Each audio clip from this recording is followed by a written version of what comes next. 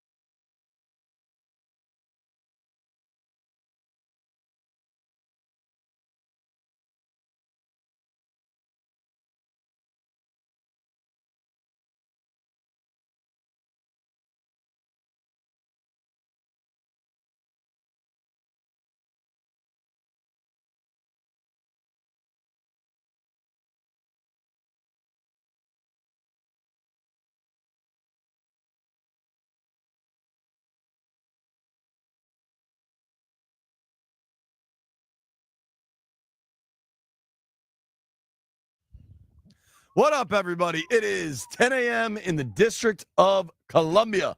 Points north, south, east, and west.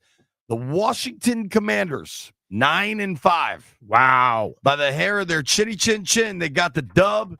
The dub is what matters. That was a wild ball game. It was Cakewalk City at halftime. Yep. And the end of that game was anything but. Good morning, Brian. Yeah, I think those referees made sure that thing was close.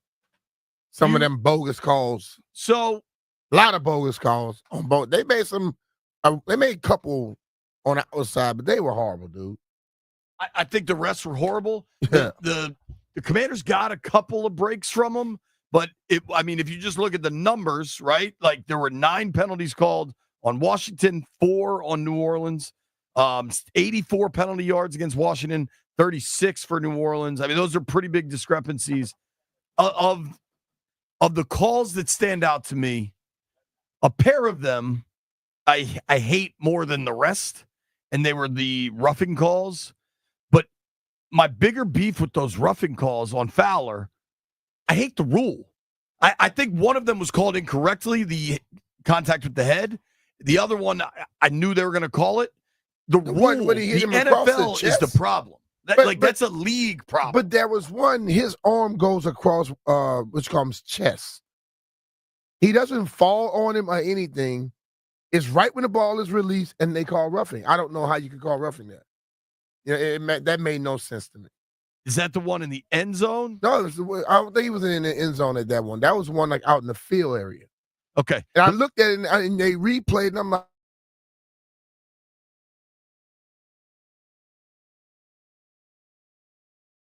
it's just, but anyway. So there was one, the one in the field, they called it for this is what drove me crazy. They called it for contact with the helmet. That needs to be intentional. If you intentionally go after a quarterback's helmet, flag him. Mm-hmm. That was not the case. He was getting shoved by an O-lineman behind him that he had beat, and his arm's out to the left. And does it like kind of connect with his helmet? Sure, but it had nothing to do with the play. Yeah. And that drives me bananas. It is just participation trophies, man. It's just such junk. I thought the most impactful and annoying call was the hold on Allegretti when Jaden had found Diami for probably a 17-yard gain that would have been first to goal, honestly, because you were inside the 10 at that point. That would have all but sealed the game. The refs sucked. The clock stoppage. See, and so egregious. I hear, and I saw the guy post talking about, oh, he would have still had time. Let's get one thing straight. Why the hell did it stop for 4 or 5 seconds at 9? I think it was like 3.5 seconds. You know, why did it stop? So that's I don't care what you think about. They would have had more time. My question is, the clock is going tick, tick, tick, tick, then it just stops.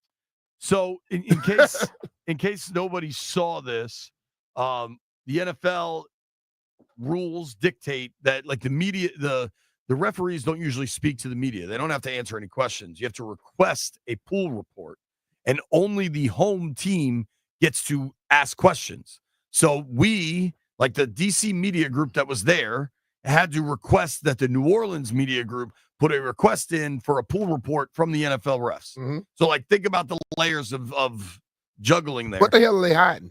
Well, Luke Johnson. That's my question. Luke Johnson did it. Luke Johnson's a reporter down in New Orleans, I believe, for the Picayune. And I think he did a good job. So Sean Hockley was the ref. He said the covering official mistakenly stopped the clock in that situation. The clock should not have stopped. If you go back and watch the replay, you see the dude, I want to say he's the side judge, come running in waving his hands. That's how you stop the clock. That's the signal to the clock operator to stop the clock. There was no timeout. It was a completed pass, and he was inbounds. There's no How much money chance. did he had on the game? I don't think he did. I think he just messed up. Bruh. But still. You know, a completed pass, the clock does not stop in the NFL. Okay? You may do that. They stop it in college football till they run up to the line and That's only after a first down. Yeah, but like, it doesn't happen in the NFL. The reason he came in and stopped, there's no explanation as to why he did that. So I'll give you the rest of this explanation, which is just a big old pile of junk. He was asked if you could review that. Hockley said, no, it is not a situation that is reviewable. The question from Johnson then was, when were you all aware of the mistake? Listen to this BS.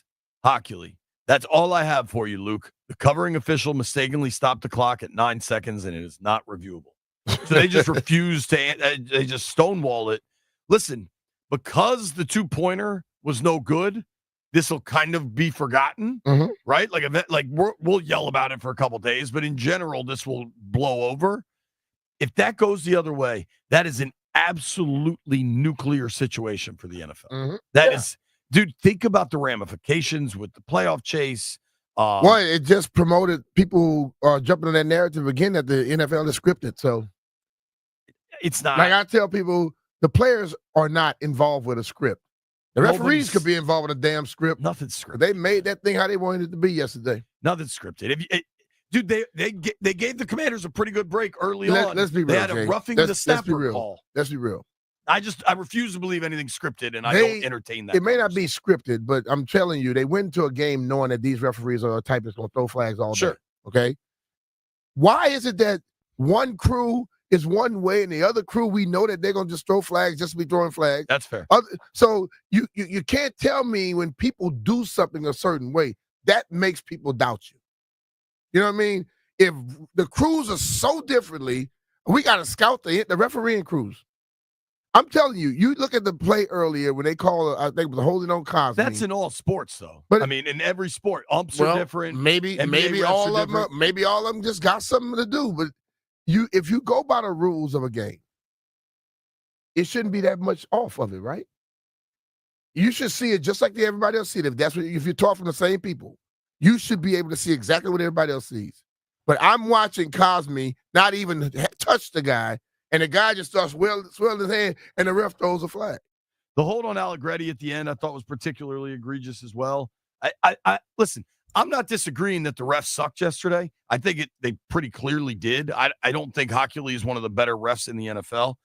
But I think Washington also had the opportunity to put this game away repeatedly and just could not take advantage. I think in the second half, defensively, they weren't good enough. And offensively, they could not string things together.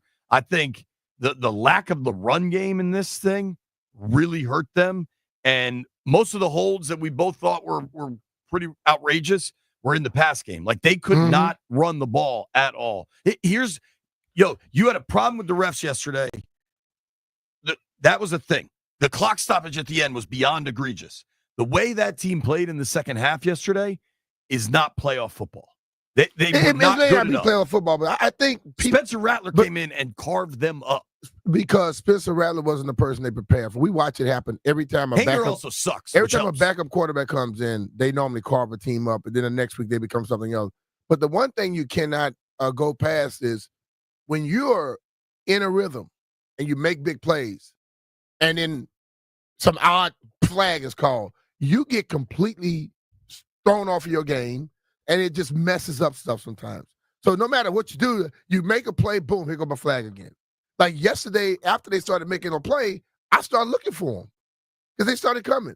That is a big thing in sports. When you are out here and you start feeling like you're playing against the refs as well, that can mess you up completely. I think twice, the one roughing call on Fowler and then an illegal hands to the face on St. Jude's, they were forcing punts that kept New Orleans on the field.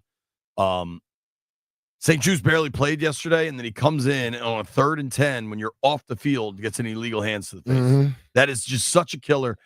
And Ben is such a nice young man, but dude, he knows that he's a handsy player. Yep, and they don't call it. He knows it. This crew calls everything.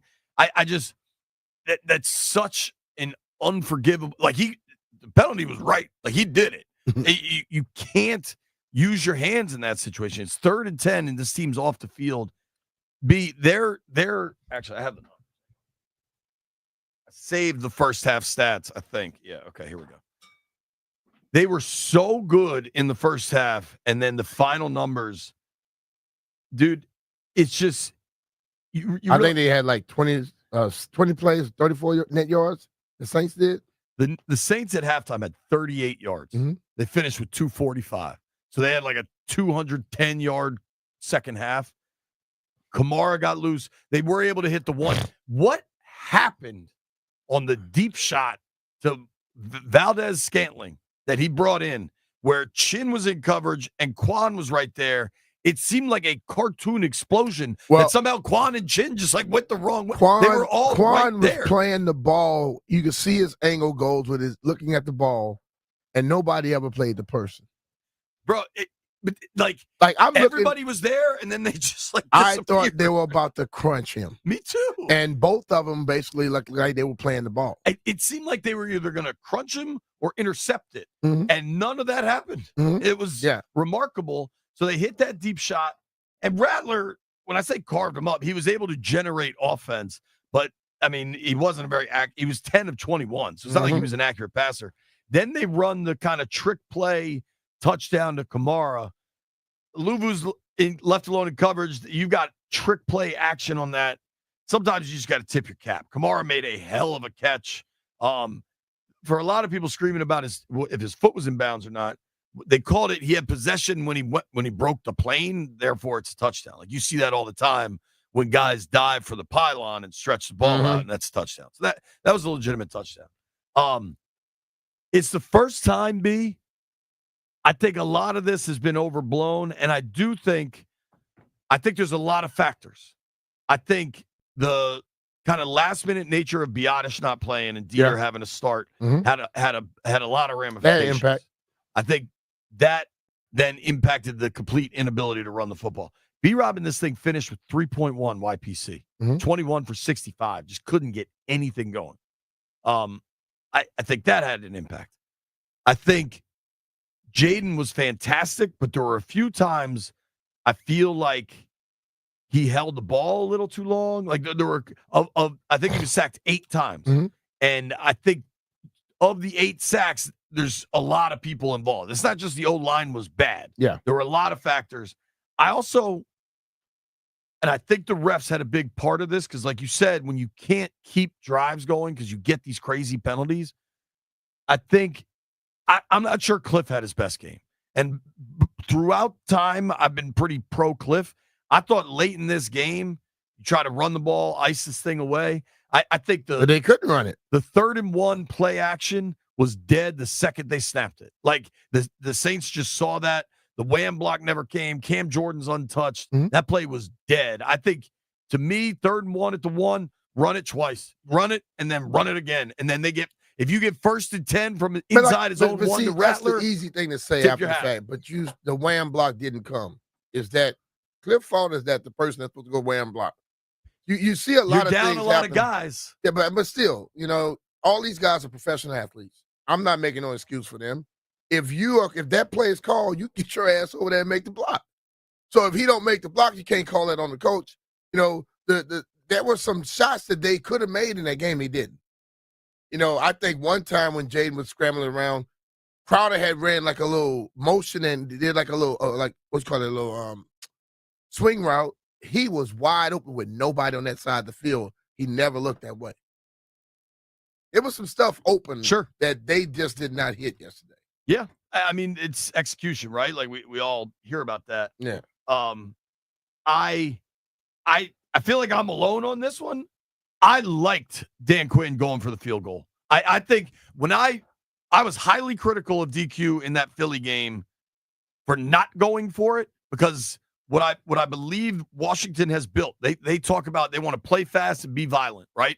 They're trying to build a mindset. You walk through the building, they have all these sayings and motivational posters and like all this stuff up there that is about like go attack and win the game. Mm-hmm. And because that's the mindset, what I want to see and what I think players respond to is consistency with that mindset.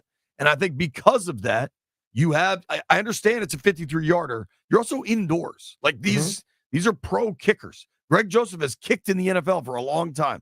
I understandably, he's the 6th kicker they've had this year, whatever the number is. But DQ made a call to win the game. And what I won't do that I'll keep my opinion to myself on what some do, but I'm not going to change how I felt about the decision because the outcome didn't make it. Like, just the fact that he missed it doesn't mean it was the wrong call. I think it was the right call. You score there. If he kicks that field goal there, you're inside the 2-minute. You can go up 10 inside the 2-minute. Mm-hmm. Take that chance. Yeah. I'm cool with the call. I know a lot of people, whether they were saying it before or not, they're saying now that they should have punted. I don't agree. You're trying to win the game. He's got support in his guys. He's giving them the chance to go win the freaking game. Mm-hmm. That's what you're supposed to do. But back to the refs again. How does for a dude that says never blame the refs? No, I'm going back to the refs. No, let's be real. How does a clock hit 0 and sit in there for 5 seconds and they damn sure didn't stop it? That helped them. It helped them, but still, it should have never got off. Sure. They should have stopped it immediately, and he would never have to worry about that rush because he was trying to rush it, and the snap was a little bad. Yeah. So I'm just you saw snap issues. They had so many things where they were not on. When you normally watch the damn good crews in refereeing, they are all on top of everything. That crew wasn't on top of a damn thing. No. But like in the game, what did you think of kicking the field goal instead of punting late in that game? Take it. Points on the board. I agree. I know a lot of people think differently. Hey, man, listen. What's the result? Did they win the game? I don't care if it's about 1 point or 50 points. You don't get any extra credit for having extra points. You get credit. You get one W. They don't give you a W4, a W7. They give you a W just for winning the game. So I go. That was a wild ride, man, and you kind of felt it coming down the stretch there. The injuries are really starting to mount up.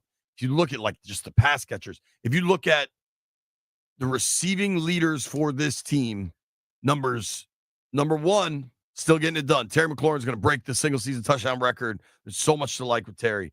Number 2, your second leading receiver, your third leading receiver, and your fourth leading receiver all out yesterday. Eckler and Brown were out going in.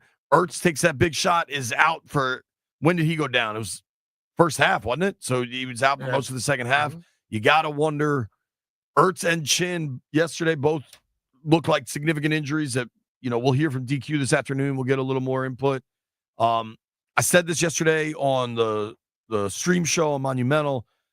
Brian, this team's got warts. They got injuries. There are problems. You escape New Orleans winning by a point. But what this team also has is guts. They got guts. And they got a quarterback. And guts and a quarterback could go a long way, man. Hell yeah. They got something working. If you told people at the beginning of the season they'll be 9-5 at this point, everybody would take it. Dude. So 100%. keep moving. It's their best record since 92. It's remarkable how they've turned it around. And if you want somebody that can handle things in a remarkable manner and maybe turn things around for you, you need to call John Leahy. If you are considering what will be the most important financial transaction in your life, buying or selling a home, you need an expert, and our expert is Leahy. Yep, and this guy, Fred knew that John was an expert, and he needed to sell his Rockville home again. So he called John and the Fan Living Group to get that property sold. This was Fred's 8th time trusting John and his team to get the job done. With John Leahy's VIP seller program, he got the home sold quickly and for top dollar.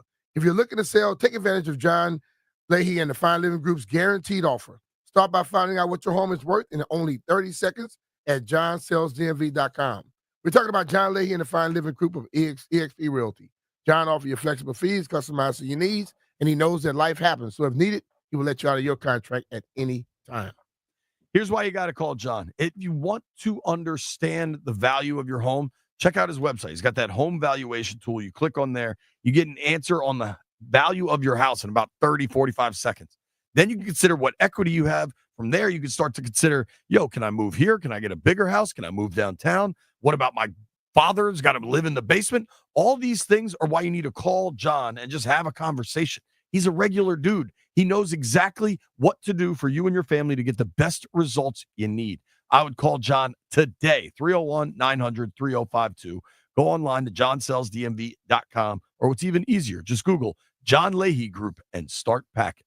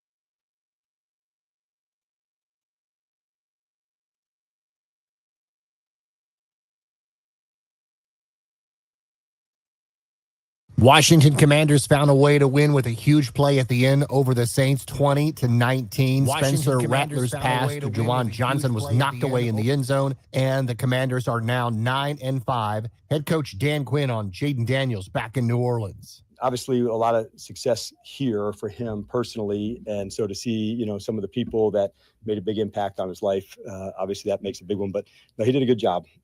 Hey, this is the next one, how we go play, and so he's pretty remarkable in that way as a mature young player, where he doesn't ride the roller coaster too much. Daniels had 2 touchdown passes to Terry McLaurin. Washington is 9-5. They host the first place Philadelphia Eagles Sunday. Philadelphia beat Pittsburgh 27-13. The late Sunday night game, Green Bay well over Seattle 30-13.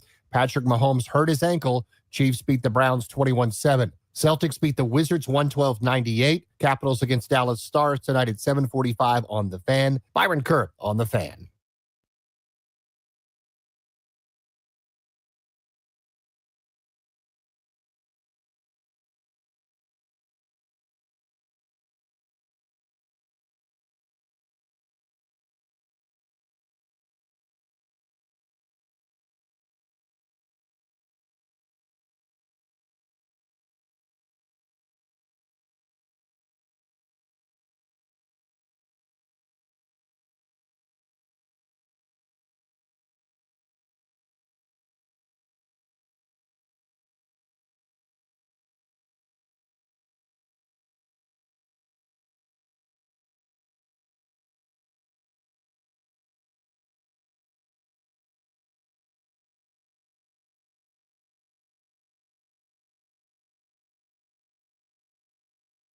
Woohoo!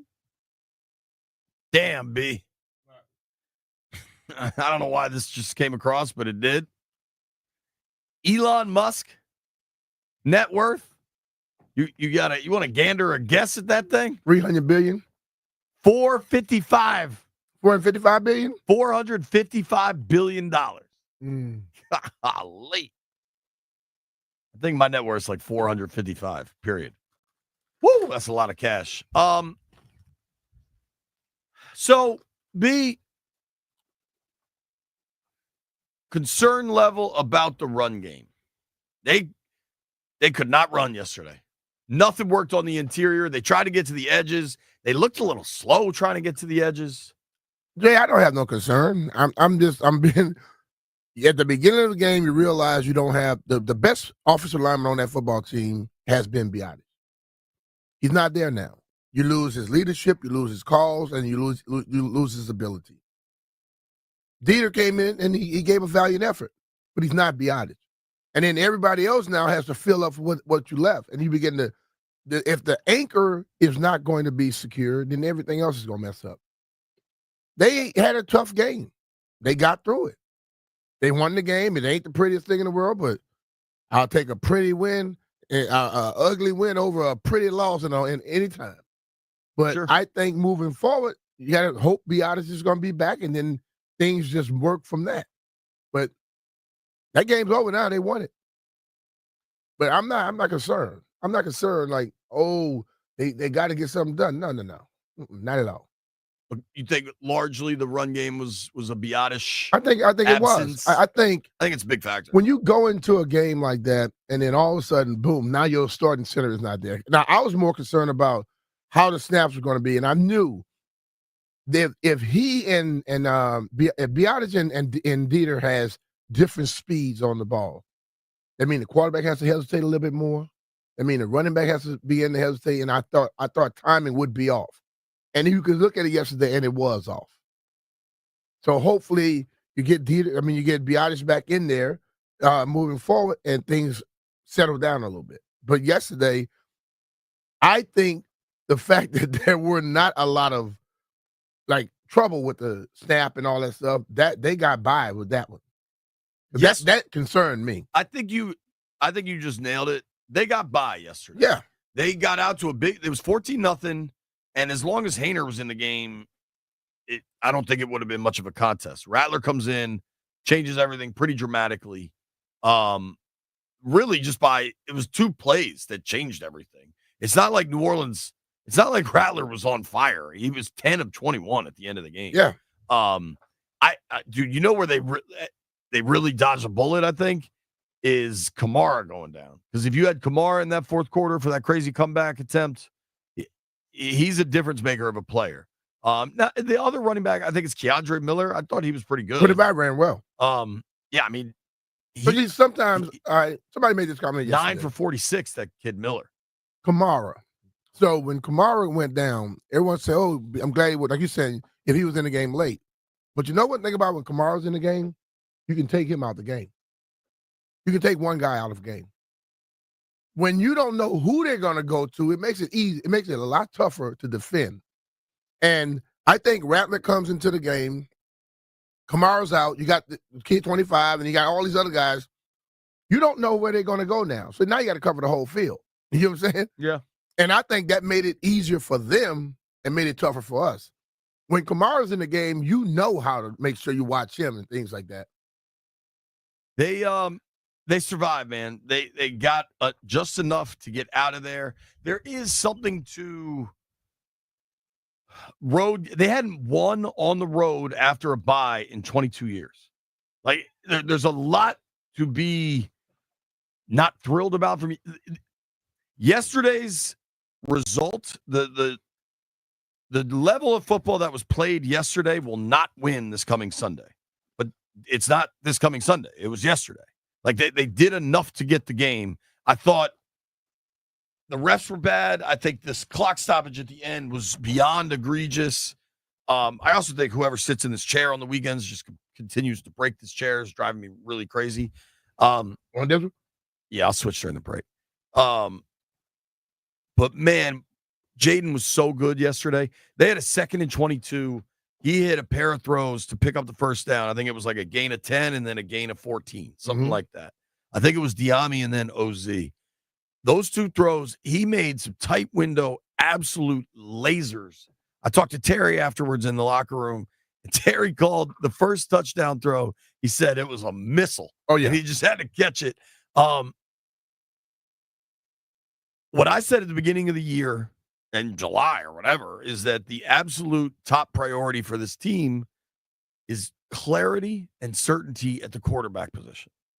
And kind of whatever else happens, let the cards fall. I think they got that. Dude, do you, caught up in the moment of wins and losses and, playoff seeds and all that? And you said it correctly. If we had said they'd get 9 wins at this point of the season, everybody would be thrilled about it. On some level, everyone needs to just take a pause and reflect that they've got a franchise quarterback. 4th and 1, they go for it. The snap's kind of bad. There's no blocking. Kid says, F it, goes over the top, flips over. Yeah. Yeah. This dude, I asked him after the game if he noticed the clock stop. He said, nah. We can get the audio. His direct line was basically, that really doesn't matter to me. I was still so mad that we couldn't score to put the game away. Mm-hmm. The mindset, all about winning, just a singular focus on winning ball games, doing whatever it takes. How about the scramble he had? That 25-yard run that put them in position to then hit Diami that they called back. He did slide two people. Dude, I'm so done with the sliding conversation. No, I don't listen. People going to say what they're going to say, and you know what? I'm going to keep agitating the hell out of them. The sliding conversation is so stupid because earlier in that game when he had a run and he did the dive shoulder roll, which is coached. They coached that. When you are in traffic, you can't slide because you're going to get blasted. Yep. So you try to control it and go down on your shoulder and control it.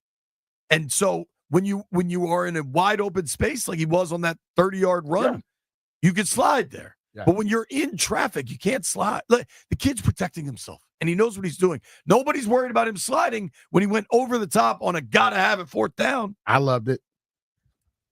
He's just such a baller and such a difference maker. And I'm losing my voice.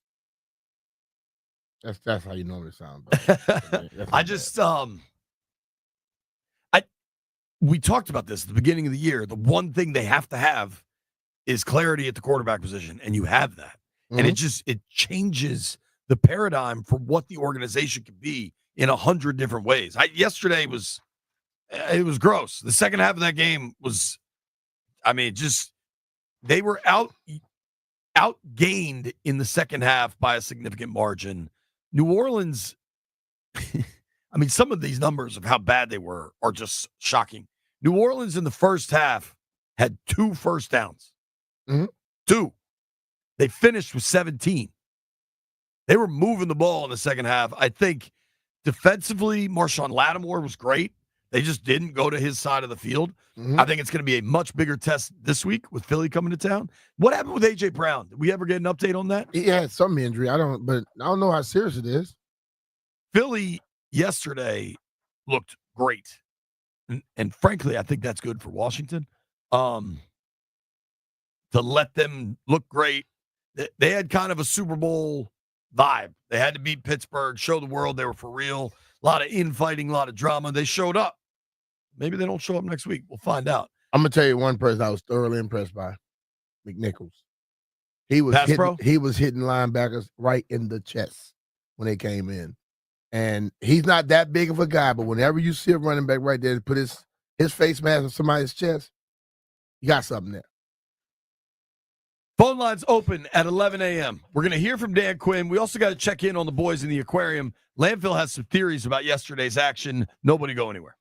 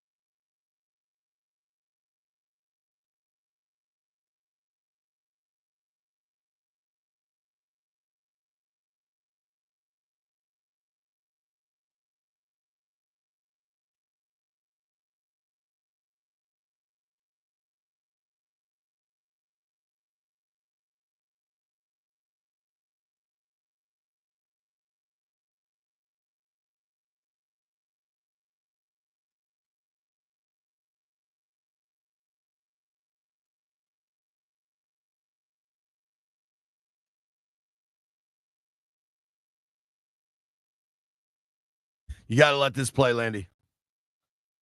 Let me clear my throat.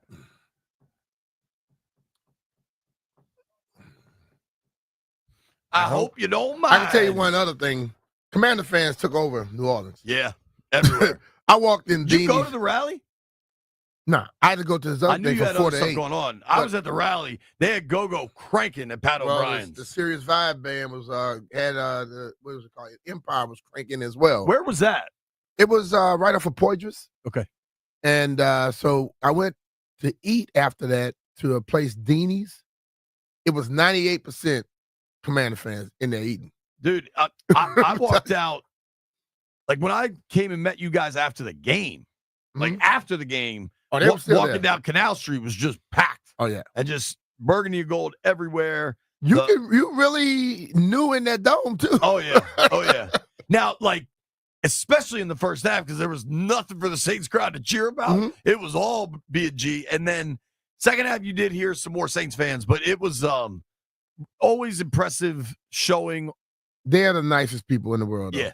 So, dude, I heard. Thank you all for coming. So many Saints fans, just because I walked over there in the morning, all these Saints fans were like, yeah, we want our guys to win, but we really just want to see Jaden throw 4 touchdowns. Like, they were all Jaden fans. Yeah, it was a lot of LSU fans. Totally. I want to check in with the boys in the aquarium. I want to check in with the stream. We're opening the phone lines up at 11 a.m. You can start calling in whenever. I think they're locked up. Whenever we unlock them, call in. Shout out to Strizzy. That's the first person on the stream I see, and he started the chat with a Victory Monday. Shout out to you, Strizzy. Landfill, you had listen. The text thread between me, Brian, Jeff, and Jim Andrew Mullins is often a wild ride because Jeff's crazy. Sometimes I get on there late at night when I'm watching ball games and losing money, and perhaps have tipped a few. Landfill's also crazy, and Brian's crazy. How am I crazy? You're nuts, B. So the text thread is always a wild place. Landfill went straight up X-Files conspiracy theory yesterday. What do you got, Landini? I mean, the refs were atrocious. So not only was there the they just randomly stopped the clock that, probably the touchdown doesn't get scored if they don't do that. But on one of those deep shots to Terry McLaurin, and there were 2 that were pretty close, the one that was a little bit underthrown, the DB was clearly hacking Terry's arms down. Like that was obviously pass interference, and it just didn't get called. And it would have been an absolutely huge play if it did. Refs were out to get us. Also, I don't like Jonathan Vilma. I've had enough of him. Like, I get he played for the Saints, but that was some of the most biased commentary I've ever seen. Screw him. I already did he keep saying Redskins? He said Redskins a couple times, but then he was just so clearly favorable to the Saints. He's saying Terry McLaurin dropped a pass. He didn't drop a pass. It was overthrown. I've had enough of Vilma. The hell with him. He's done in my book then. I honestly, I've met him before. He's a nice fellow, but whatever. Jeffrey, what'd you make it yesterday, bud? Sloppy win, but we got it done.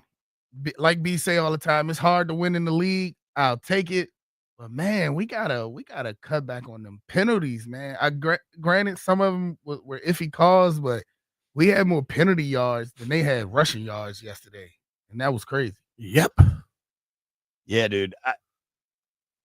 My takeaways from yesterday are just you got to win, and the horseshoe bounce. Like this year, they've gotten the bounces right. You get a Hail Mary, you win by 1 with a failed 2-pointer at the end. Like, but you also create your own luck, right? Like you create opportunity, and they deserve all the credit for that. I think the older I get, the more situations I see in the world, I think the more you realize resiliency might matter above all else. Yep. Ulysses S. Grant was the general Civil War, probably the reason the Union stayed together and we're not 2 separate countries in a lot of ways. Not to oversimplify things, but Grant's best strength was that he just kept going. No matter what the situation was, no matter how dire, how bad it looked, he just kept going. And that's what this ball club has. Yeah. And that That's a big old brass set, man. When you have that mindset. Yeah, I mean, you got to keep going. It's not going to always be pretty, but you know what? You're in this thing to win. And whether it's an ugly game or not, you win the game and you correct stuff. And like I said, John always said, when you win it, it's easier to correct than when you lose. So they were able to get a win with those penalties and all those different things like yesterday, not being able to run the ball as effectively as I think they wanted to. Sure. But you won. So it's easy to get it corrected this week because people are going to be happy. You know, they're not going to be pissed off and in the dumps, but, you can figure this thing out. And those guys who still doing the same thing they were doing since the beginning of the season, you better learn or you won't be playing a lot. I think you're seeing that. I think there's going to be more players not playing down the stretch here than we've seen. I mean, the fact that St. Juice wasn't playing much and then comes in and gets the penalty, pretty telling.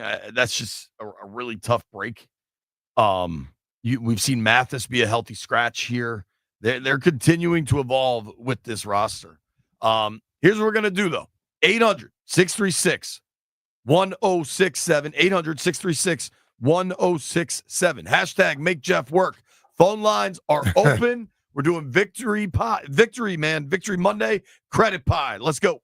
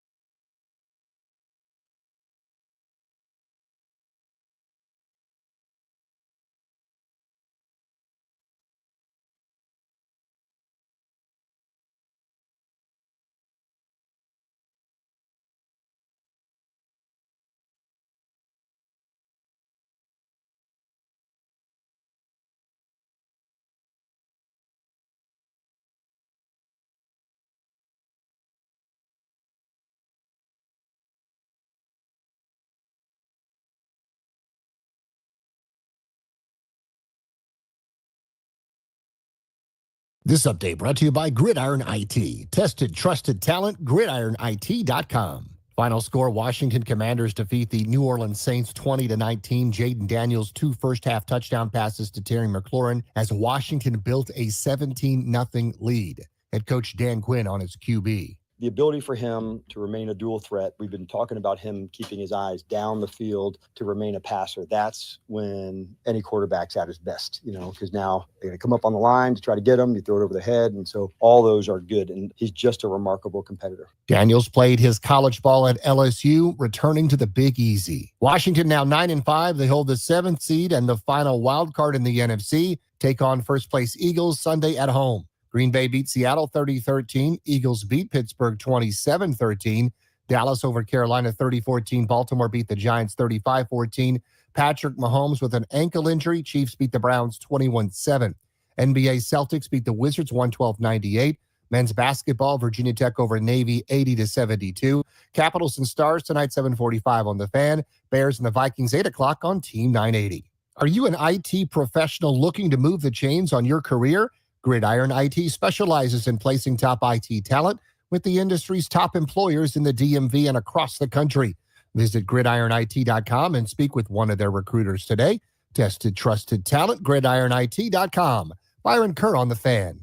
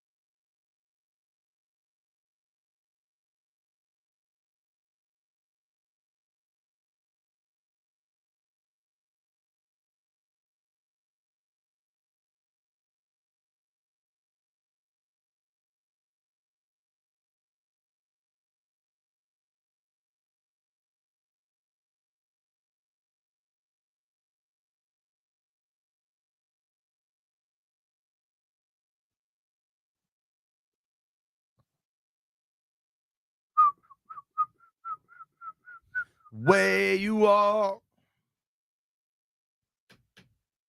B. Mitchell Finley 1067 The Fan. Coming up at 1 o'clock. Bobby Abar, the Cajun Cannon, joins the program. Bobby. I drove right by his restaurant in New Orleans, and it's called Bobby Abar, the Cajun Cannon. Pretty cool. Bobby obviously played for the Saints for a long time. I bet he was impressed with Jaden yesterday. Yeah. I don't usually do this, but I'll start. Credit pie. I don't have a pen, so I'm going to have to do the math in my head, which is always very dangerous. That is not going to be good. Found a pen. Shout out to Doc Walker. That's my pen. Bro, If you wore it one day, you never gave it was back. over here. I have said this repeatedly. I said this last night when we were coming back. The Bo Nix conversation has always been stupid. It's just a content grab by people that are desperate to manufacture conversation. There are teams that win with their quarterback. The quarterback's part of a team win. And there are teams that win because of their quarterback. Washington won yesterday because of Jaden Daniels. Okay. He was fantastic. He was that their only source of offense was his right arm and his legs. And it's a team win, and a lot of people deserve credit. Jaden's getting 70% of my credit pie. Jaden was fantastic yesterday. I understand he missed some deep throws. If you only focus on that, that happens. You're missing the picture. The risk is a little bit higher. Terry was really good. I go 20 with Terry. He caught 2 touchdowns. Don't be mad about that. And then 10 to everybody else. That's probably a little simplistic, but I just thought Jaden was so good yesterday. As we do after a win, our guy Jupe starts things off on the lines. What up, Jupe? Let me hear it, and then give me your victory pie, your credit pie. Yes, sir. Let's do the victory ritual. Let's all hit the Ric Flair. Woo! I'm in. All right. My credit pie, I'm going to go 40 to Timothy Daniels, 40 to Terry. I'm going to give 10 to Crowder and 10 to Sarah still. It was good seeing Crowder out there returning the punt returns, and he made some clutch catches for us. Oh, he did that. Definitely missed Tyler Badass out there as a center for us. And I'm going to say this PSA for the rest of the callers. I know everybody want to hop on that kicker, but I need you to ask yourself this question. You talk about cutting the kicker or getting a new kicker. Where are we going to get him from? The UFL, the XFL? It's the Don't kicker you think abyss, other man. teams would have did? Yeah, it is what it is. And honestly, I think it's just a curse or something going on this year because it seems like everybody's having kicking problems, which is crazy. But we not, where are we going to get a kicker from?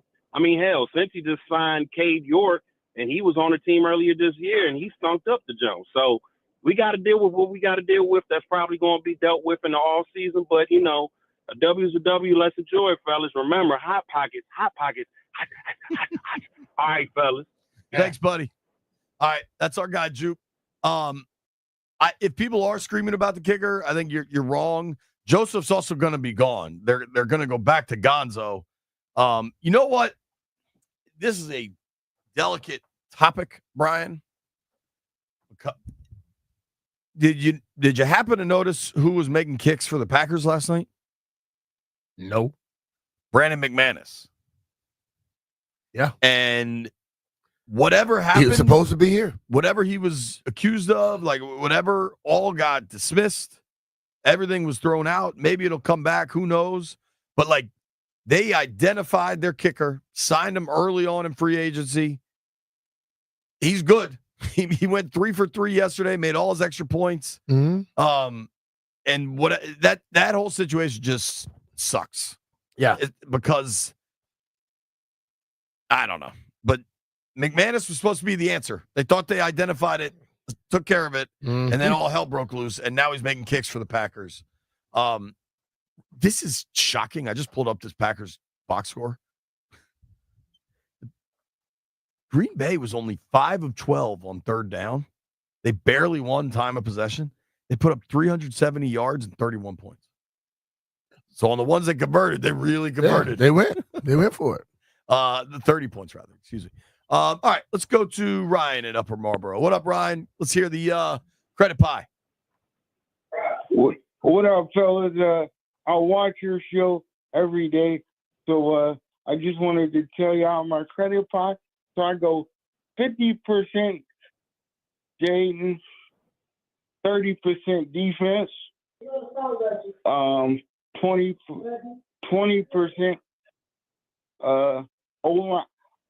O-line, and I appreciate y'all taking my call in Victory Monday, fellas. Thanks, buddy. Man. Appreciate you, man. Appreciate you, man. Thank you.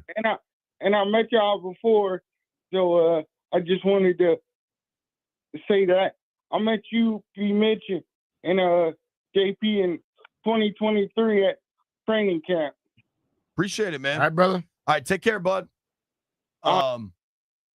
We often get the B. Mitch. We met in 1997 at Home Depot.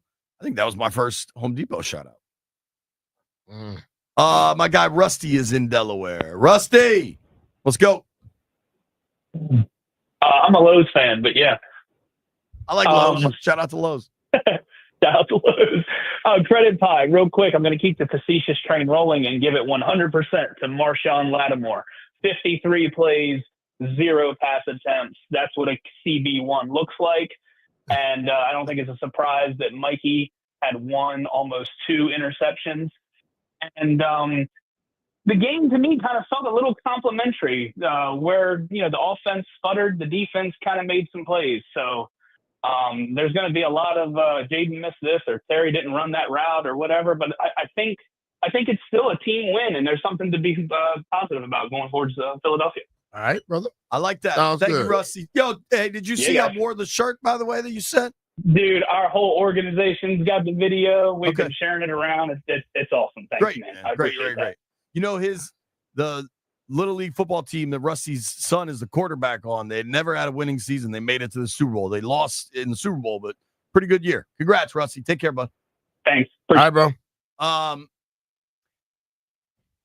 He is right. He hit on something there that I do think is correct in that, like, the organizational changes are so significant in this thing that Washington forever has been a team that would find ways to lose. Yep. And yesterday, not pretty, they found ways to win. When you go out there, you don't play your best game, you still win the game. Hey, move forward. Looking at some of these numbers, Landfill, you asked me to pull up. 3 players defensively played every snap for Washington. Name them for me. 3 players? 3 players played every defensive snap. Wagner? Yep. Samerstill? Nope. Samerstill played 91% of snaps. Okay. I can't say anybody else. I'm going to say it, and you're going to be like, oh, yeah, of course. Go. Luvu. Okay. And Quan. All right. Played all 100% of the snaps. What I'm really impressed by, Lattimore, in his first game coming off a hamstring injury that really seemed to linger, played 96% of the snaps. Yeah. I mean, that is... He was hyped last night. Dude, he is a low-key guy, though. It's interesting. We talked to him in the locker room after, and you could tell he was really happy to get that win, but just a low-key fella, man. It was very interesting because he is... You don't play football low-key. All dog. Yeah, you don't play football all low-key. dog. Yeah. You know what's awesome? So De'Ami Brown must have got popped. I don't know what happened. A lot of times, sometimes your helmet will get hit and your helmet will come down. Something cut open his nose. So he had this like Band-Aid on his nose. And De'Ami's just like a funny, good-natured dude. And all the media is waiting for McLaurin to talk, right? And De'Ami's locker's next to him. And did you go in the locker room yesterday? That joint was tiny. Well, the little media room was smaller than this room. Yes, the media room reminded me of the prison cell. Most NFL stadiums, intentional or not, I'd suggest it is. It's intentional. The visiting locker room kind of sucks. You don't want them to be comfortable. That one yesterday really sucked. Yeah. So we're all just remember on top that of was been there since like 75. Well, they just redid everything. Yeah, but they might have left that one. That's they're the not original. redoing those rooms like there. So we're all just on top of each other. And De'Ami's like, yo, y'all can't get me today, man. I don't like this look because he had this Band-Aid on his nose. It was just funny. They did seem to have a real team win yesterday. And those are the kinds of things that you can build from, rally around, whatever you want to call that. We'll keep these phone lines going. My guy Reese is on the line. What up, Reese? What up, Reese? Hey, what's going on? How y'all doing? We're good, Good, man. buddy. How are you? Yeah, I think it's 100% team win. And the reason why is because it looked like we didn't have no running game, but we got to understand that people going to treat him like they treat Lamar and say, you got to throw the ball. Terry McLaurin supposed to have 5 touchdowns. Then we would never seen the game look like that. We supposed to blew them out. And then we would understand, like, okay, they want him to throw. So we got a number 1 receiver that y'all can't stop. Because if you take A.J. Brown and you put St. Jude's on him and he man-to-man for the same plays, we would say our defense doing dumb. So I think it's 100% win because the game only looked like it looked because we didn't connect. If we didn't connect, it would have been a blowout. All right, Thanks for taking my call. Appreciate that. Dude, to that point, Reese, I said this last night. Not every throw is going to be perfect. Not every catch is going to be perfect. But in a perfect world, Terry would have had 5 touchdowns yesterday. Yes. Like he had 2, and they kind of like Jaden missed once, Terry kind of missed one, and he could have had 5 touchdowns in that thing. Yeah, it was so. See, and that's like coaches a lot of times look at those little misses. Yeah, and we'll look at they only won by 1 point because this is just a numbers thing now. But when you look at the little misses, you can see how that game would have been blown wide open. Sure. Dude, the time of possession in this thing was outrageous. At the end of the third quarter, Washington possessed the ball for 35 minutes. 35 out of 45. They finished, Washington had 40 minutes and 50 seconds of possession. The Saints had 19-10. Damn. Like, they did some good stuff. They did. You got to be able to run the ball. I credit them for trying to establish it, especially early. I think I might have gone to C-Rod a little earlier, just try to get something else. A couple play calls that I hated. 3rd and 1 play action.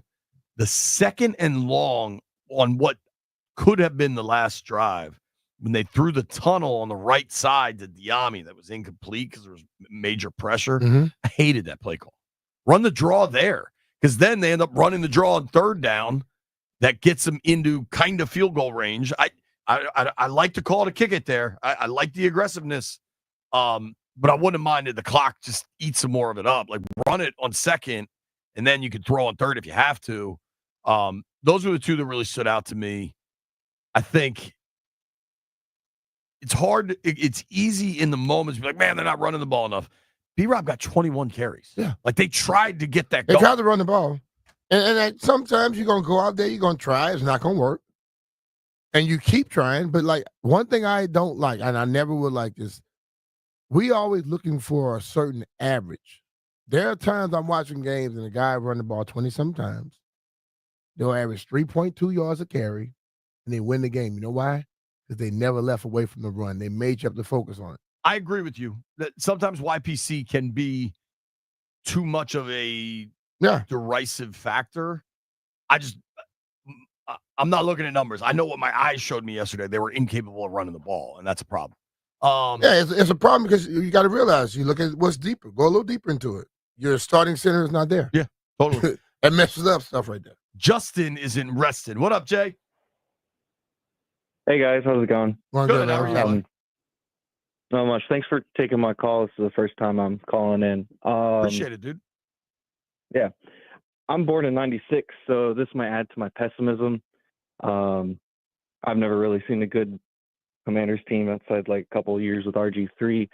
I want to say 10% I give to Jaden Daniels. Pass game was good for the most part, and that scramble was really good. 10% Terry McLaurin for the 2 touchdowns, 5% for the rest of the offense. Then I give 75% for Jake Haener of the Saints. I don't think we win if he's not playing the first quarter or the first half. He stinks. That dude is bad. I don't think we go in 14-0. I think they get some points when we lose. And I think if Rattler starts and they prepare for Rattler all week, you might have saw the same type of game. Yeah, the difference, Rattler gave them a lot more offensively, but he also sprays the ball, and the odds of him Haener threw a pick. I think Rattler would have thrown a pick too. Also, Luvu dropped a pick that was in his hand from Rattler. So it's not like they didn't have opportunities to get the ball from old Spencer Rattler. Interesting, though, Haener stinks, and we don't have to worry about this. This is their ball of wax to deal with. And at this point in this, so Matt Paris had a really interesting example.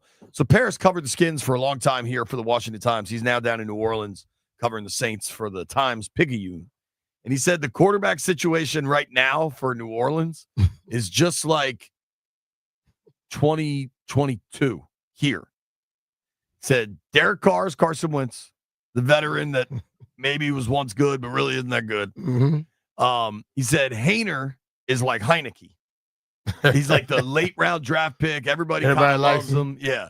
And then he said Rattler is like Howell. Like, oh, this guy might be the future kind of guy. And he'll make a couple throws. You get real interested and then not make some throws. Howell got into the game in Seattle last night. It was bad. He went 5 of 14 with a pick. Yeah. And dude, you come in late in the game in relief. That's a tough situation. But depending on what happens with Geno, that may be the plan in Seattle. That'll be interesting to watch, but also who cares? Jaden's here. None of that matters. I just thought it was kind of an interesting corollary. All right, phone lines are lit. We're taking all the calls. Every call gets taken until 1 o'clock. We got Bobby Abar joining us at 1. If you're on hold, stay there. Oh, boy. You ready for this, B? What you got? When we come back, Rev T is on the line.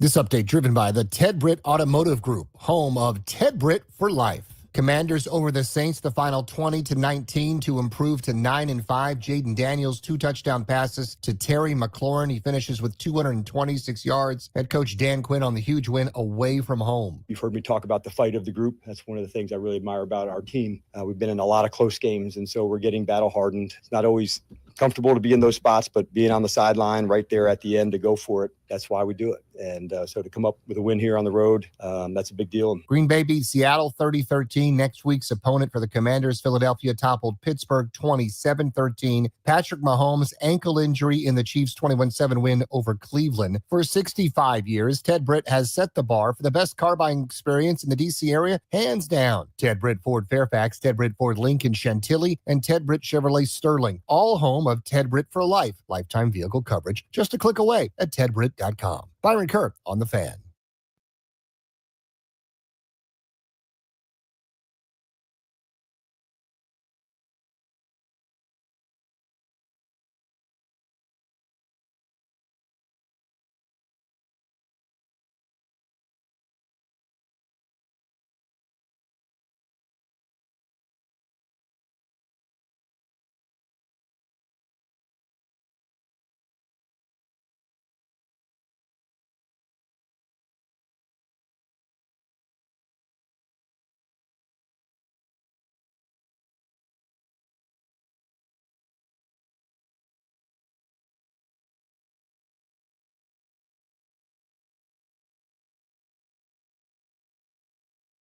Hey, hey, hey.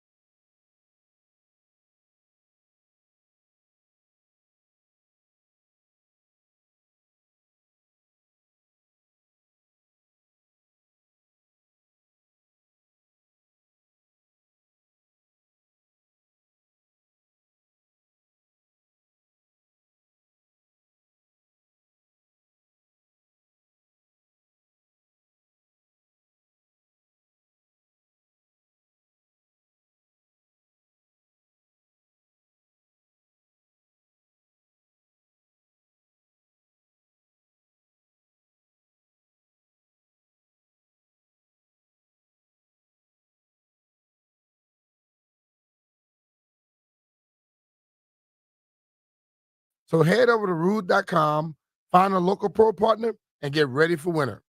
Always remember, if it ain't rude, it ain't right.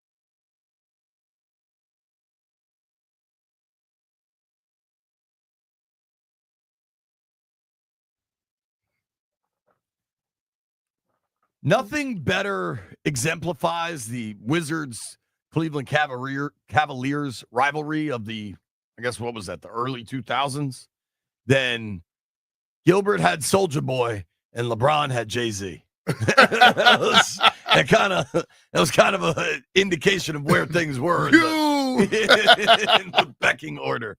Our boy Los is on the line. Los, let me hear your credit pie, buddy. Well, first of all, my credit pie goes to Navy for beating Army. What's up? All right. I enjoyed. I was at that game, man. Listen. Oh, were you? Awesome. How was it? Oh yeah. Man, listen. I go to a lot of Army Navy games because I'm a Navy vet, and it's the most patriotic thing I think you can attend to. As soon as Navy comes out of the tunnel with the flags raising, teams coming out, F-18s just come flying over. Apache helicopters for the Army come flying over when they come out. It's just a camaraderie, man. It is the one game where the people on the field are willing to lay their lives down for the people who are watching at home or watching at the stadium. So I'm going to next year. It's in Baltimore. It's going to be fun, and I'm here for it. But yeah, and as I was enduring the cold 30-degree weather, you guys were probably enjoying the nice 80-degree weather out in Louisiana. I bet you the weather was nice out there, wasn't it? It was nice. It was like 70, a little breezy.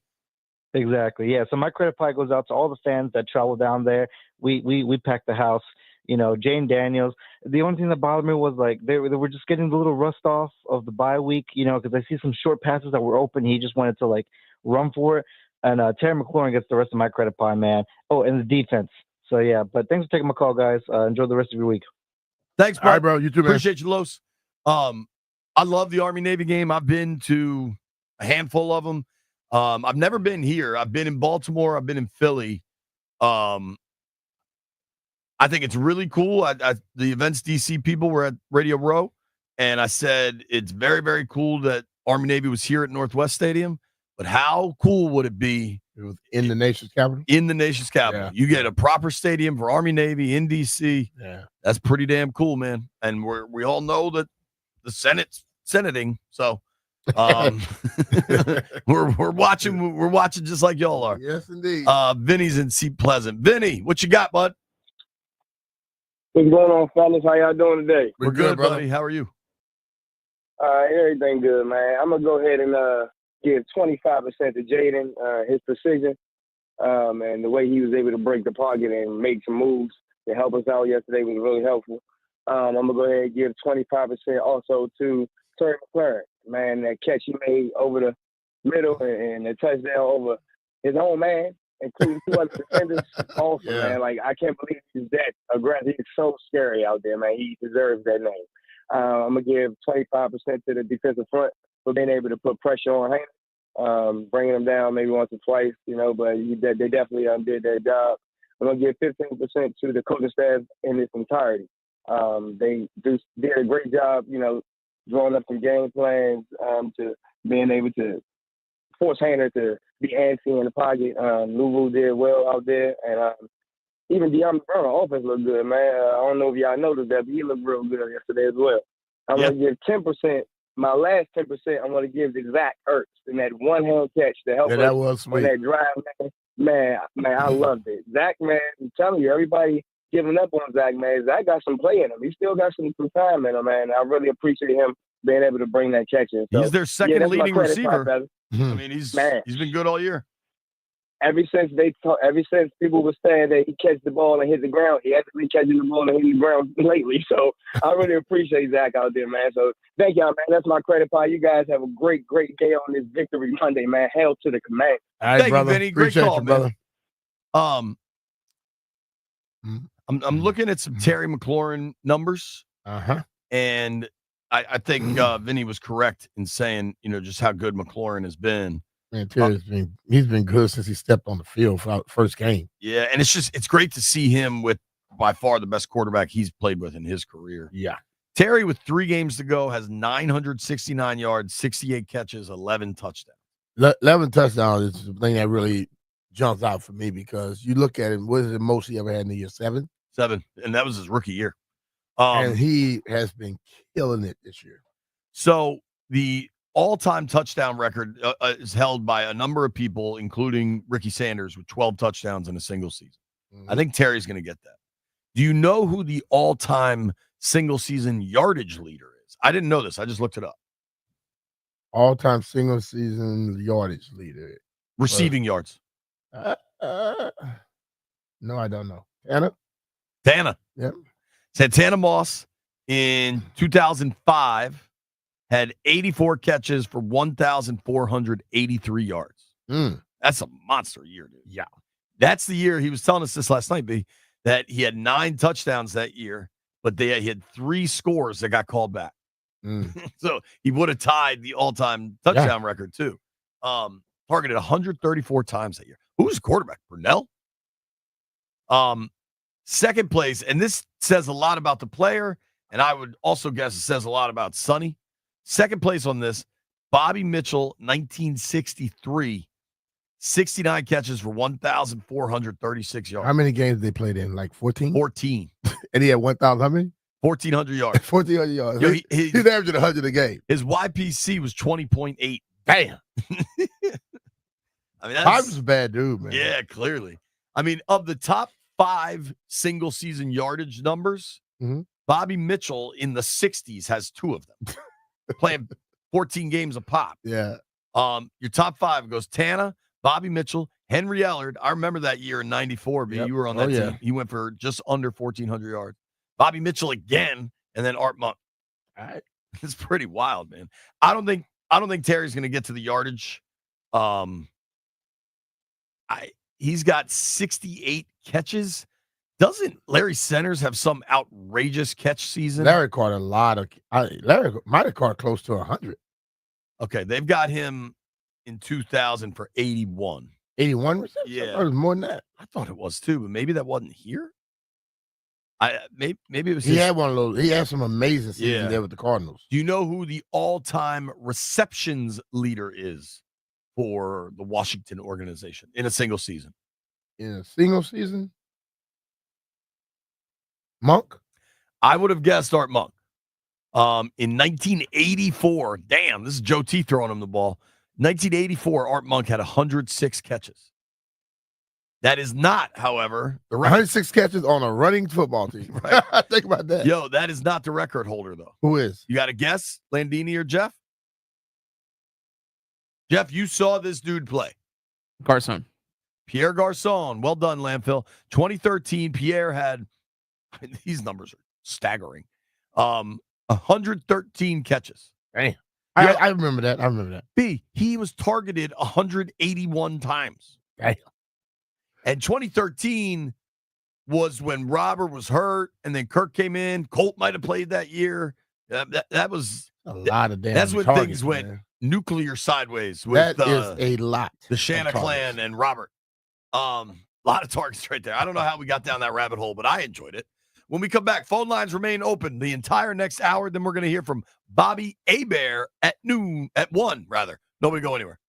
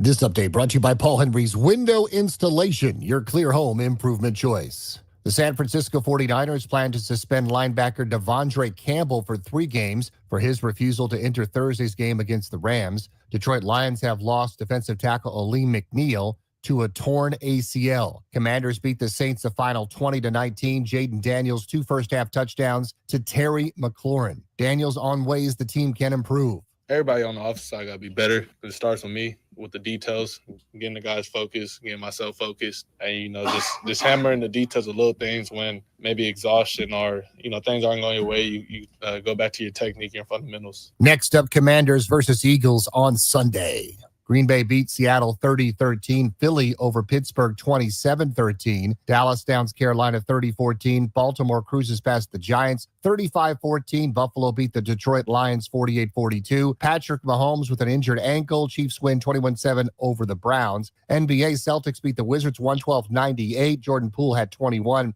Tonight, the Capitals at the Dallas Stars at 7:45 on the Fan. Monday Night Football, Chicago at Minnesota at 8 on Team 980. At 8:30, it's Atlanta against Las Vegas. This month only, get 10% off windows with a 5-window minimum and 10% off doors at Paul Henry's Window Installation. Schedule your no-pressure free estimate today at paulhenryswindows.com, your clear home improvement choice. Byron Kerr on the Fan.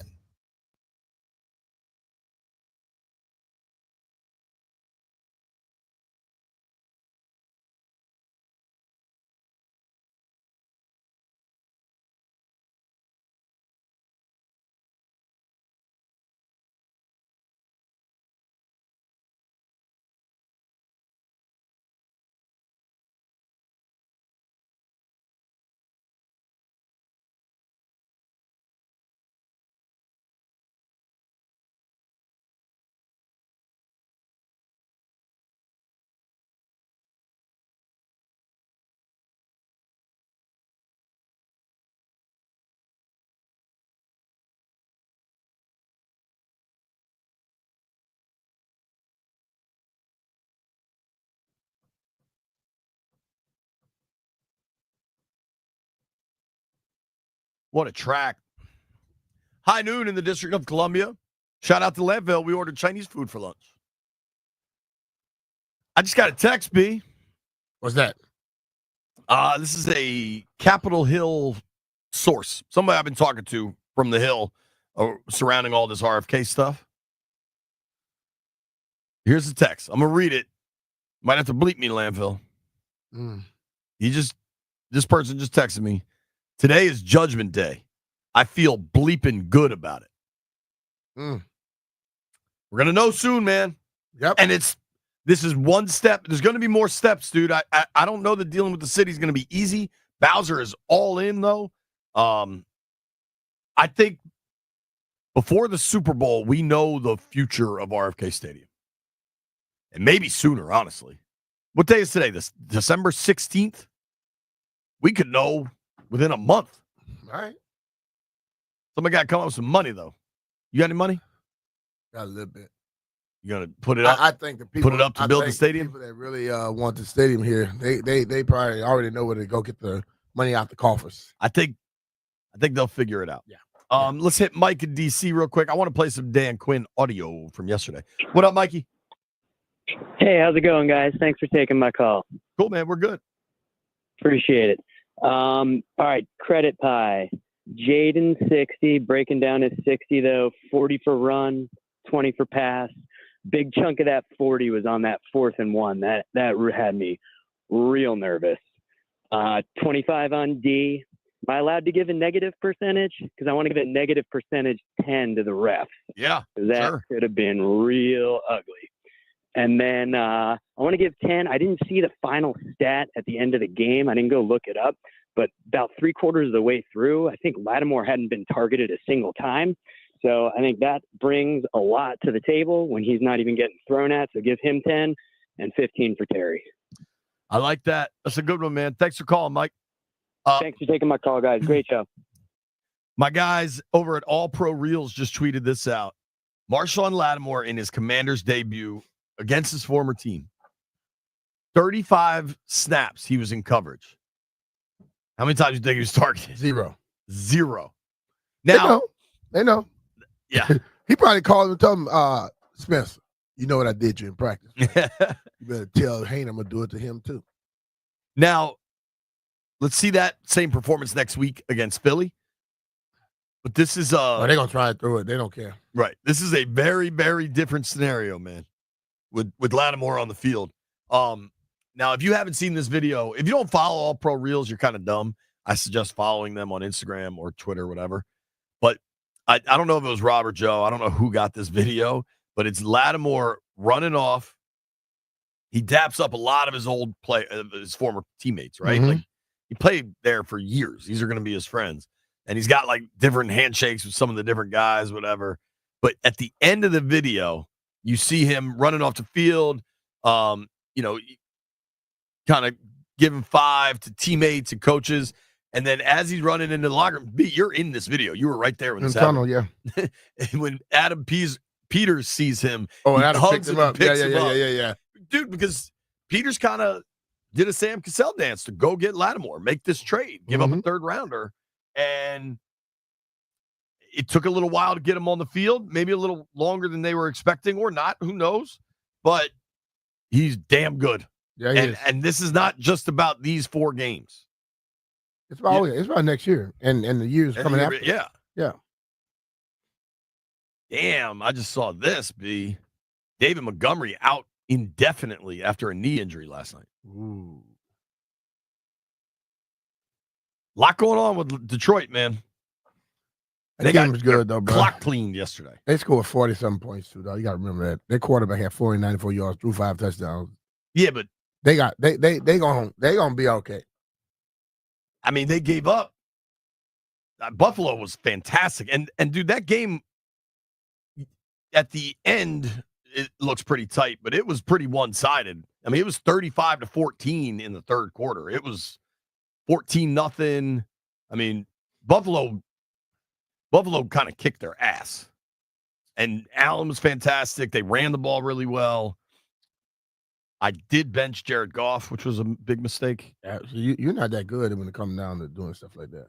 I mean, I'm in the playoffs. I won one game. I got another one. If you had tonight. him yesterday, how many points you would have? 94 yards passing, 5 touchdowns. I had Brian Thomas on the bench, who had 27 points, and Jared Goff on the bench, who had 56 points. Yeah. Mm-hmm. I got Darnold going tonight. We'll see what he does. But I'm chilling, B. I'm in good shape. I'm up 10. I got Darnold going. He's got the Vikings defense going. In my other league, a little dicey, Landfill. What you think about this? I am down 7. I'm down 7. He's done, and I got Jefferson tonight. Mm-hmm. What do you think? You're going to be all right with Jefferson. Yahoo says I have a 66% chance of winning. Yeah. Stress. Could have been chilling right now if you had, what you call it? Nah, this is a different league. Oh. I had Jaden in this league. Jaden helped me a lot. Freaking Bo Nix. I hate that guy. I want to play some of this Dan Quinn audio because I'll be honest with you, the setup in New Orleans was so dumb that I didn't even get to go in for DQ. I just stayed in the locker room and was talking to players. Let's start with number 3, Landfill, on kicking the field goal, which again, I think was the right call. I'm cool with it, even though the outcome wasn't desired. How difficult was the decision to kick the field goal around the 36? There's a lot going on there. It was. We thought for us, it was within the space to, to kick. And so you make those decisions early enough to say, hey, if we're at the 38 and inside, we'll kick it. And so that's, where it was. So it wasn't a hard decision to go. You don't like the result of it, but it had plenty of stuff to go. So, like going into it, that's why we ran it, on the third down play, which I thought was a good call where we got into space to give ourselves a chance to go up. So to miss it, that's the consequence of a long one. But I didn't think of punting into that. Had we not gained yards on the run, then we would have been in punt. So that was, we're clear about it. Hey, if we're at this part, we'll punt. If we're at this part, we'll go. And so that's the way I communicate with the coaches. I'm good with it. Mm-hmm. I think so many people that are reacting negatively towards that decision are reacting because of the outcome rather than the decision. The decision was correct to me. You're trying to win the game. Dude, can we just play this out the other way? If they punted from the 36 and then Rattler goes 90 on them, people would torch him for punting from the 36. That is why all the second guessing, I don't really care about it. My whole thing is the man made enough decisions. Not going to be perfect at it. He does a lot, and he's done more good things than anywhere close to being bad. I'm not going to question everything he does. I mean, that's fine. For me, like, I'm going to question stuff, but I think that was the right decision. I'm also going to say when I think it's correct. You'd like to see him get it, but you effectively finished the game there. I think I don't know. I didn't hate that. The things I hated were more play call specific. The 3rd and 1 at the goal line probably sticks out to me the most. But I thought that was the right call, man. Let's go to number 5, Landy. This is DQ talking about Jaden being back in Louisiana. Did you get a sense of what this game meant to Jaden just coming back to Louisiana? You know, he obviously a lot of success here for him personally, and so to see, you know, some of the people that made a big impact on his life, obviously that makes a big one. But no, he did a good job. Hey, this is the next one, how we go play, and so he's pretty remarkable in that way as a mature young player, where he doesn't, you know, ride the roller coaster too much, and that's not easy to do, especially with somebody that gets as much attention as he does. And so he defers it, he goes to the next, and he can really stay in it. So there'll be some plays they'll want back in the game, but to come down and get a win, that's number one. And that was good for Marshawn too, honestly, for his first game as a Commander. You know, just unusual to go against your, you know, former team in game 1. So we're pumped to have him here too. You know, and I think for him, you know, getting his chance to express himself as a player here and part of our group, I think that's a big deal. I like that from DQ. Obviously, it matters. You know, those guys try to downplay it and play it cool, but obviously it matters. Especially, I think probably more so for Lattimore than even Jaden in that situation. I heard him say something to somebody about when somebody being traded away, and I said it to you last week. You know, whenever someone basically are giving you a mindset or a thought that you're not good enough anymore, or they think that somebody else is better than you, it's going to eat at you. If it doesn't, then you're damn sure not a competitor. Right. Let's do this one. Number 6, Landfill. Dan Quinn was asked about the clock stoppage. And so here's what I could tell you. We were all there. The most people on the field, those involved in the game, had no idea it happened because they're just grinding, getting ready for the next play. Everything's happening a million miles an hour. But in the locker room after the game, I showed my phone to some players. Other people were just then seeing it. I showed that clock stoppage to members of ownership. Like, they all became aware of it. And everybody was, like, pretty furious. But at the same time, they won. And so it was kind of just like, thank God that didn't matter kind of thing. I thought Dan Quinn was quite diplomatic, asked about the clock stoppage with 9 seconds. Dan, did you get an explanation why the clock stopped with 9 seconds? I don't, and I am absolutely taking the high road right now, Dave, about that. I saw now. a quick video of that, and so I will wait from the response from New York, but those 3 seconds are critical, man. Let's just say that, and we're on to Philadelphia. I don't know how to answer other than I saw that the replay in the game. I was frustrated. Why? And so, but in the moment, you don't get to ask, and you don't get the usually the feedback when it's that type of intensity. But hey, I do have to give New Orleans their credit on this. A lot of times when there's that many plays offensively for us in the first half, you know, we've seen games where it just goes quick the other way. And so to show the kind of fight that they had, I told that to Joe Woods, the defensive coordinator. I said, Joe, you guys really fought. You know, when you have a time of possession that's, I don't know, almost 40 minutes and you're in the game to go at the end, like that doesn't usually go your way. And so I wanted to, you know, give Joe his due there for his team really battled for it. They did. They did battle. I mean, to come back in the second half when that thing looked shot was, you do give them some credit. Washington also let the door open. Like, they let them back in it. The rest certainly didn't help either. I like the high road now, though. I wonder what, many people out there don't know the league normally send you stuff, FedEx package on Tuesday. That's sometimes it's explanations, sometimes it's fines or whatever. Right. But I wonder what the hell they could tell you as to what.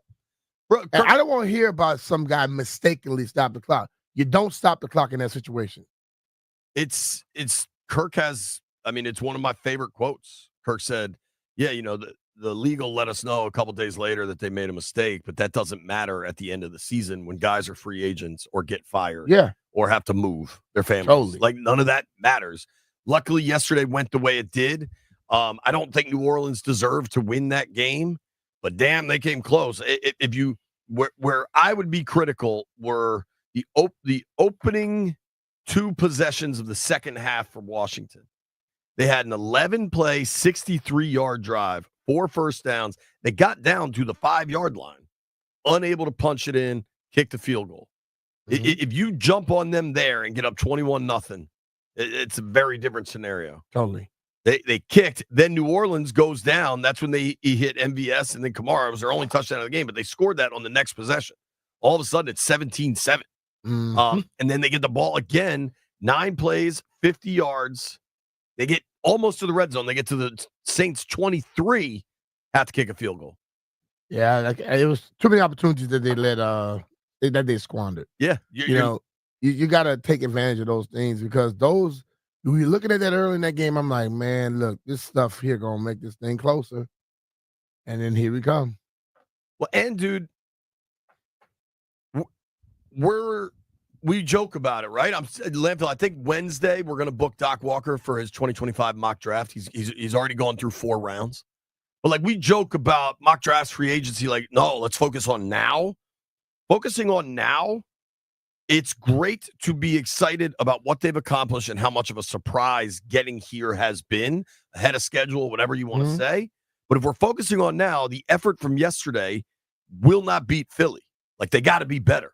And if you want to win games when they matter next month, I think they know that. It's got to be better. And I think that's going to be a point of teaching. Like, you know what? We got away with that game, but we won't beat these other teams like this. Agreed. So. Agreed. Their possessions in the second half, field goal when they had good drives and then just stalled out, punt, missed field goal. Not going to get it done. Not at all. I think let's go back to DQ because the vibe in the locker room after that thing was the guys were just happy it was over, happy they got the win, but very cognizant that it wasn't good enough. Mm-hmm.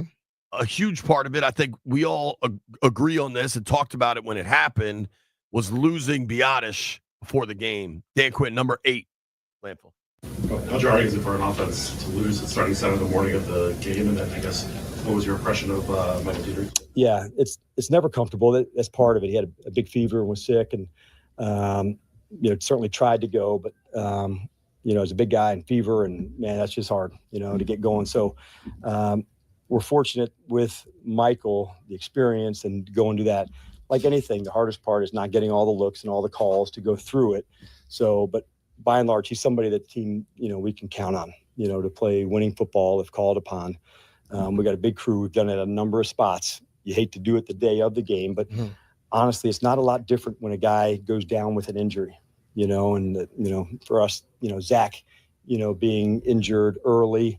Okay. Now, John and Ben, and what does that look like? So it's part of our game. But that's only the way that I can look at it, to go, because knowing that he was sick this morning, we took him out to say, let's go take a look, but he just looked like, hell.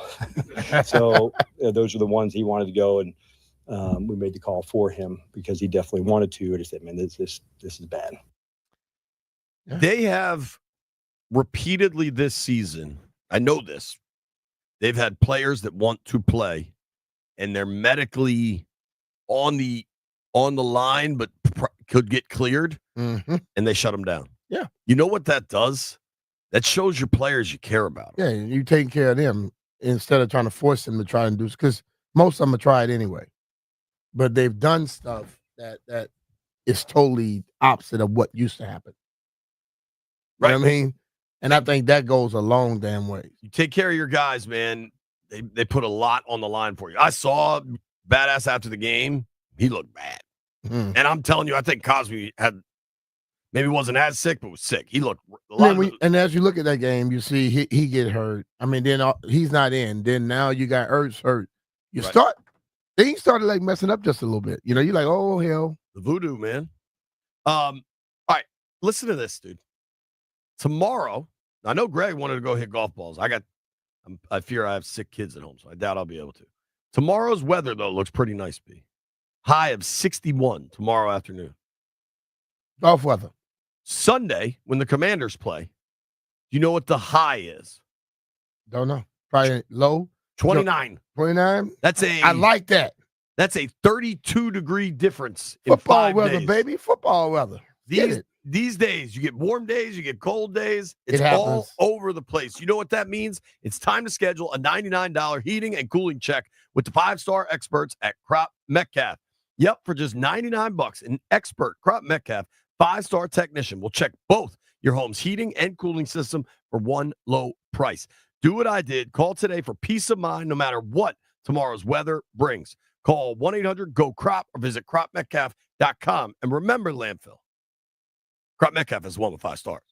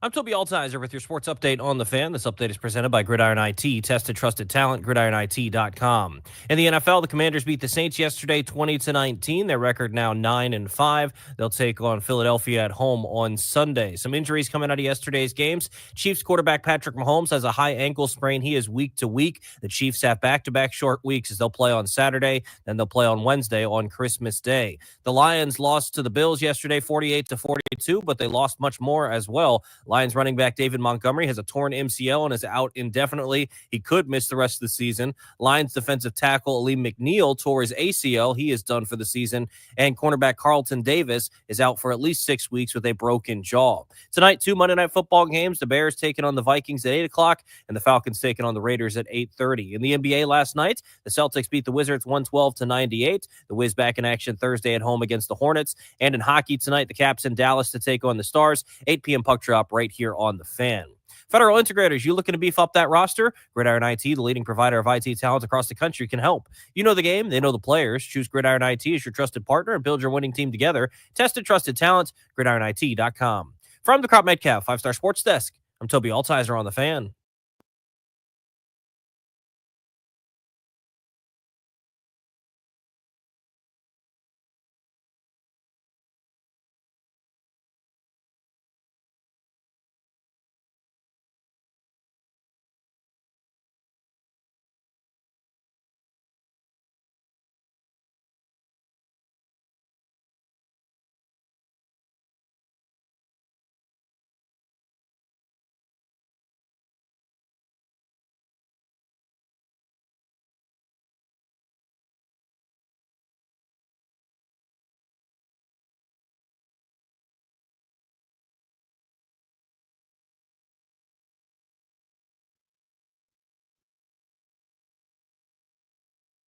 All respect to the hoes in check. Sweater brother Major Lee. I don't know why your girl keeps paging me. Cries when she leaves me. Every time she sees me, she squeezes me. Lady, take it easy. Beavis and Finley, 12:30, half hour. Bobby Abar will join the program. Bobby. I could listen to Bobby Abar talk about anything. Certainly football, but really just anything. I love the accent. Be kind of looking around the league yesterday. I don't know definitively that it would have helped. Like, you don't know about getting to the 6th seed. And you and I were debating this last night. To me, you want the 6th seed because you just want to do the best you can. You know what I mean? And we know now. So the Lions, the Eagles, and the Vikings have all clinched. They're all in the playoffs no matter what. Yeah. The Lions and the Eagles are both 12-2 now after the Lions lost last night. And the Vikes are 11-2. They play tonight, Monday Night Football. They got the Bears tonight and Falcons Raiders is tonight. So there's a lot going on with these games tonight. For one thing, the Lions are still the 1 seed, but I don't know. It's hardly a sure thing. The Lions have lost a bunch of players. They just lost David Montgomery. It seems like that could be a pretty serious injury. He's a hell of a back and a real tone setter. I mean, that dude is a dog. And the Lions close out at Chicago, at San Fran, Minnesota, week 17. That's going to be a big game, man. But Gibbs still there. Gibbs still there. I'm just saying, the 1 seed in the NFC is hardly determined. Yeah. Because now the Lions and the Eagles have the same record. The Vikings are right behind them and they have a game against Detroit. So the odds are the winner of Minnesota-Detroit week 18 probably gonna win it. Is going to win the NFC North and might become the 1 seed. The Eagles don't have the hardest stretch down the line here. There's a good chance. I wonder if there's odds for this stuff. Lamville, I'm curious if you can look that up. Like, I wonder what the odds are of Philly being the 1 seed at the end of the season. I think it's probably fairly significant. Then the Bucks won. They're now 8-6, first place in the NFC South. The Rams won, obviously, last Thursday night, and Seattle lost. So now the Rams are in first place in the NFC West. Packers, big win last night, 10-4. They're the 6th seed. Commanders got the win yesterday. Ugly win, better than an ugly loss. Commanders 9-5, 7 seed. Now on their tail, you've got the Seahawks at 8-6. And that's really it, because the Cardinals are there, 7-7. The Falcons, I don't want to hear about the Niners anymore. They're 6-8. There is a team that I don't see any of this happening, but all of a sudden Dallas is playing decent football. They're also not playing a very hard part of their schedule, but the Cowboys, I think, have won 3 in a row. The Cowboys were underdogs yesterday to the Panthers. I don't know why that was. That was only because they were in Carolina, must be, because Panthers are horrible. Yeah, they were there. I'm sorry. The Dallas has won 3 of the last 4. Week 18 is likely going to matter, folks. It'll certainly matter for Mike McCarthy, who Jerry may or may not fire. It'll matter for Cooper Rush, and when you're a backup quarterback, you're kind of always looking for your next contract. Like, it's going to matter. And I think that should not be dismissed as some like, they'll take care of that one, because they lost to him already. Looking around at all this, though, there's going to be, who do you think gets the 1 seed? Lions, Eagles, or even Vikings? I still think the Lions get it. You do? Mm-hmm. Philly's closing stretch here is pretty advantageous. Philly obviously comes here this weekend. Then they're home for Dallas and the Giants. What do you think? The Giants had Tim Boyle playing yesterday. What do you think that Giants team is going to look like by week 18? I don't have a clue. You want a hell of a statistic? I don't know what they're going to look like, but I bet you if you go in their parking lot, there's going to be a lot of U-Hauls on the back of trucks. Do you want a stat? Stat. The Giants have the same amount of wins this year as planes that have flown over the stadium asking the owner to fire everyone. There's been 2 planes, and they've won 2 games. Pretty remarkable, right? Well, that season started off with us saying there's going to be some things happening at the end of the season, and I believe it's still coming. Yeah.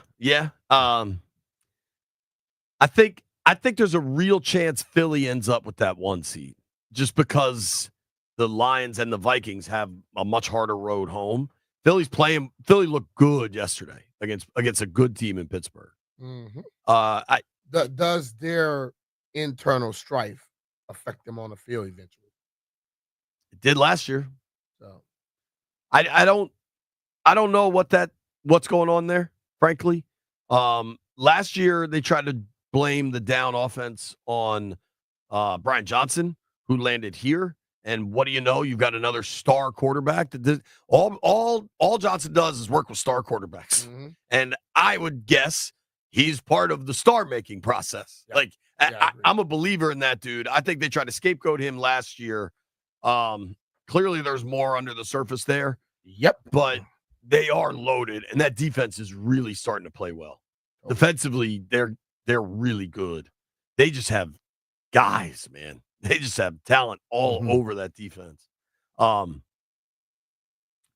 to be fascinating to watch that unfold in the NFC. On the AFC side of things, Chiefs just keep winning. Yep. Mahomes might have a high ankle sprain, but we've seen that happen before when he played. Yeah. They've already clinched the playoffs. Now they're fighting to get the 1 seed. They want the 1 seed. So you get the bye. Would you rest Pat? No. Why? Because I've already seen Pat play like that. and he seems to be a person, when he gets hurt, he does special things. Now, if it's something that's very serious, of course, you rest him. Right. But if he can go with it, let's go, Pat. It's crazy. I mean, listen to the Chiefs' second half possession chart yesterday against Cleveland. Touchdown on the opening drive of the third quarter because Jameis threw a pick. They got the ball. They started with the ball at the Cleveland 34. So touchdown off a pick, punt, downs, punt, end of game. Wow. I mean, the Browns were just awful. Jameis was awful. 16 of 25 with 3 picks. And they pulled him for Dorian Thompson-Robinson, who, here's the secret, folks, he ain't the answer either. I love Jameis. It's just when he gets in those bad zones, man, boy, it's hard for him to get out. It's bad. The Chiefs schedule the rest of the way here. Houston at home. I guess that is that. And then not only they have Houston at home on Saturday, then they play next Wednesday on Christmas in Pittsburgh, and then they close the year at Denver. So they are 2 games clear of Buffalo. They're 13-1. The Bills are now 12-3, right? Because they won yesterday. I feel like this isn't updating. Tell me the NFL.com screwing me right now. They have 3 games left though, dog. It wouldn't be 12-3. It'd be 11-3. Yeah. Okay. 11-3 is 14. Yeah, gotcha. All right. So the Chiefs are 2 games clear of Buffalo in the win column, but the Bills have the head-to-head win. If that was to tie, I don't know how the Bills finish here, but I'm guessing you got some AFC East games, which ain't exactly murderer's row. Do you think Buffalo could catch KC for the 1 seed? The Bills finish Pats, Jets at home, and then at New England. 2 of their next 3 games are against New England, and one's against the Jets. And every time I get in this situation where you're looking at they should win those 3 games, they falter in one. Division games. Yeah. Crazy stuff happens. We'll see. I think there's a much better chance, obviously, in the NFC of something changing at the very top than there is in the AFC. But I wouldn't rule it out, especially if Pat's ankle's hurt. I mean, they're winning by such narrow margins right now that if something goes the other way, you could see it unfolding. The Ravens yesterday looked pretty great. Yes, they did. Yes, they did. I mean, the Giants are a dumpster fire, but Lamar yesterday, have you heard this stat about Lamar yesterday? What? He had more touchdown passes than incomplete passes. 21 to 25 for 290 and 5 tutties. Yeah. It's just bananas. He's tossing that thing, man. Yeah. He also got it going on the ground. He had 65 yards rushing. Derrick Henry, kind of a quieter day for him, 67 yards rushing. Baltimore was just so good in this game that it was not much of a contest. The Giants were 16.5-point home underdogs. And Baltimore covered. Were you shocked? No, I think the number was right. I'm just saying it's huge. Yeah. Pause, Jeff. I think it's getting harder and harder for John Mara to not blow everything out. And it's getting harder and harder. Or it's getting closer and closer. And you got to wonder what, if any, buy-in still exists in that locker room. You got to wonder how much guys are buying into what they're being told. Because clearly Vegas doesn't think they're buying in. And you lose by, what was that, 21 at home? It's embarrassing for them. 1 o'clock, Bobby Abar, the Cajun Cannon, joins the program. Hey, it's Brian Mitchell here. Tackle the NFL action on FanDuel, America's #1 sportsbook. New customers can get $150 in bonus bets if your first $5 bet wins on tonight's games. Listen, we have 2 Monday night games, but I'm going to go with the first one. And I'm going to take an anytime touchdown. Let's go with Aaron Jones. Over rushing yards, I'm going to go with anytime touchdown. I'm going to go with my man. I'm going to go with Justin Jefferson. Rushing yards, Aaron Jones. And I'm going to go with Lansfield's favorite guy, Sam Darnold, for overpassing yards. Just visit FanDuel.com/Brian to make every moment more this season. FanDuel, an official sportsbook partner of the NFL. FanDuel Sportsbook, the official partner of 106.7 The Fan. You have to be 21 years old and present in Virginia. First online real money wager only. $5 first deposit required. Bonus issued as a non-withdrawable bonus bet, which expires 7 days after receipt. Restrictions apply. See terms at sportsbook.fanduel.com. Gambling problem? Call 1-800-GAMBLER.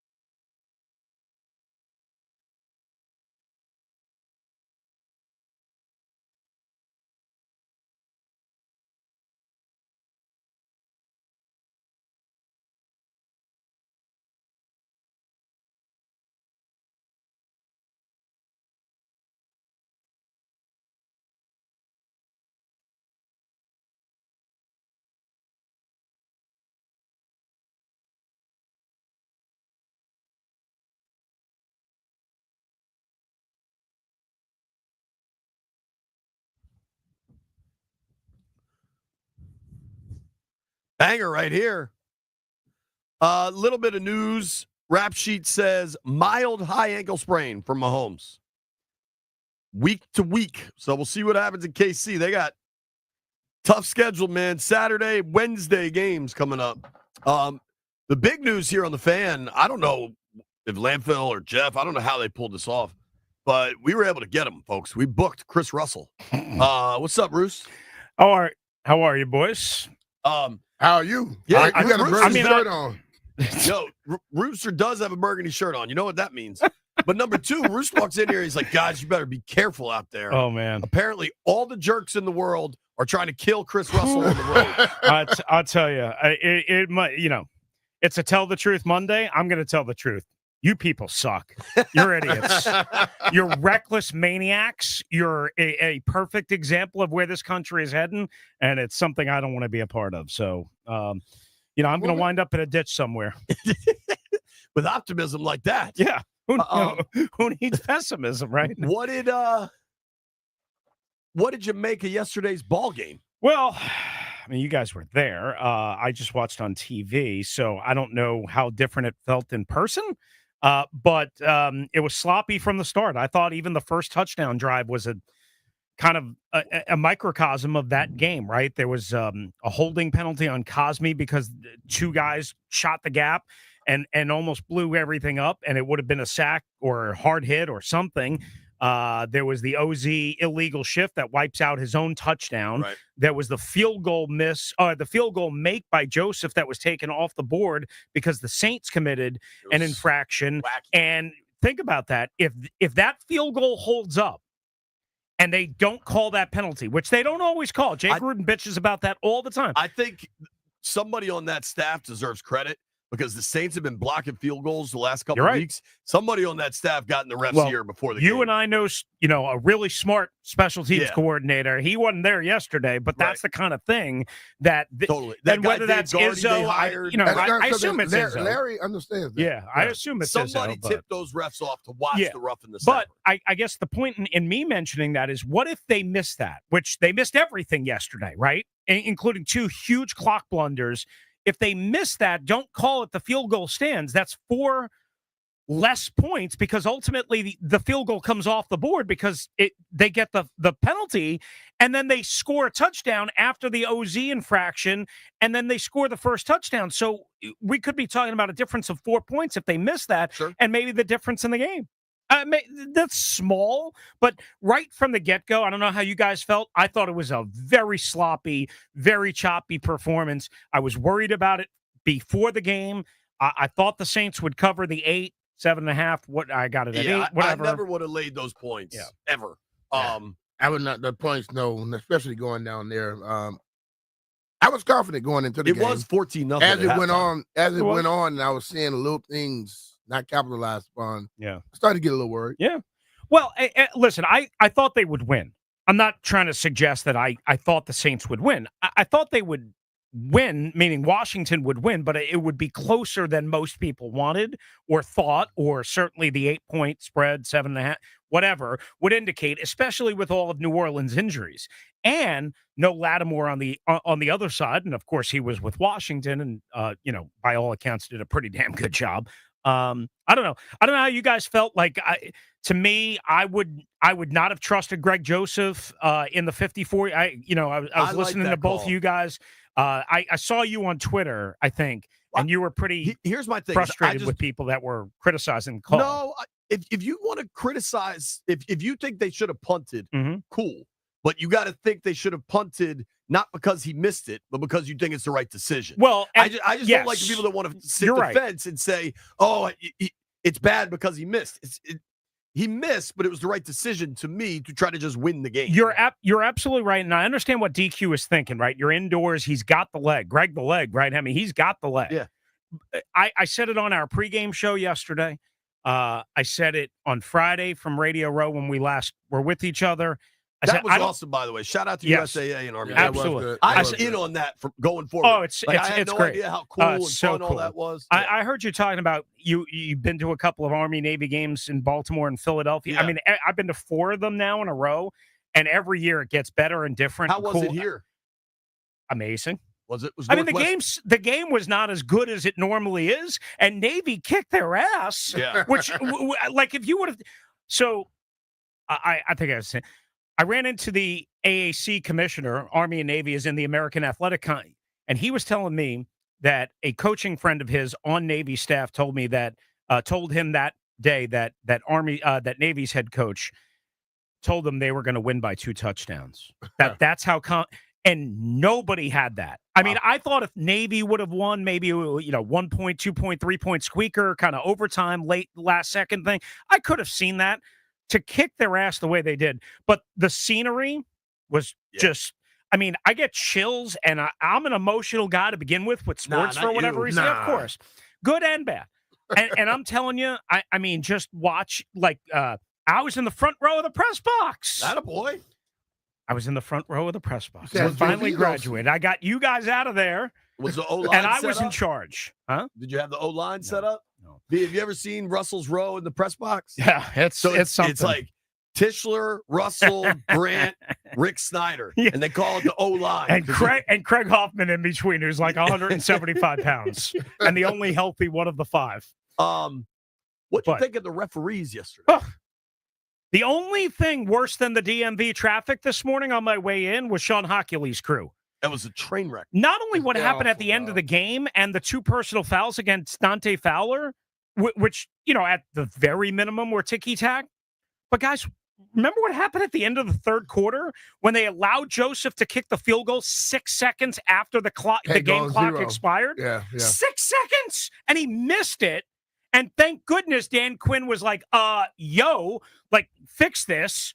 And they couldn't review it. Thankfully, they somehow fixed it. I had no idea how they missed it.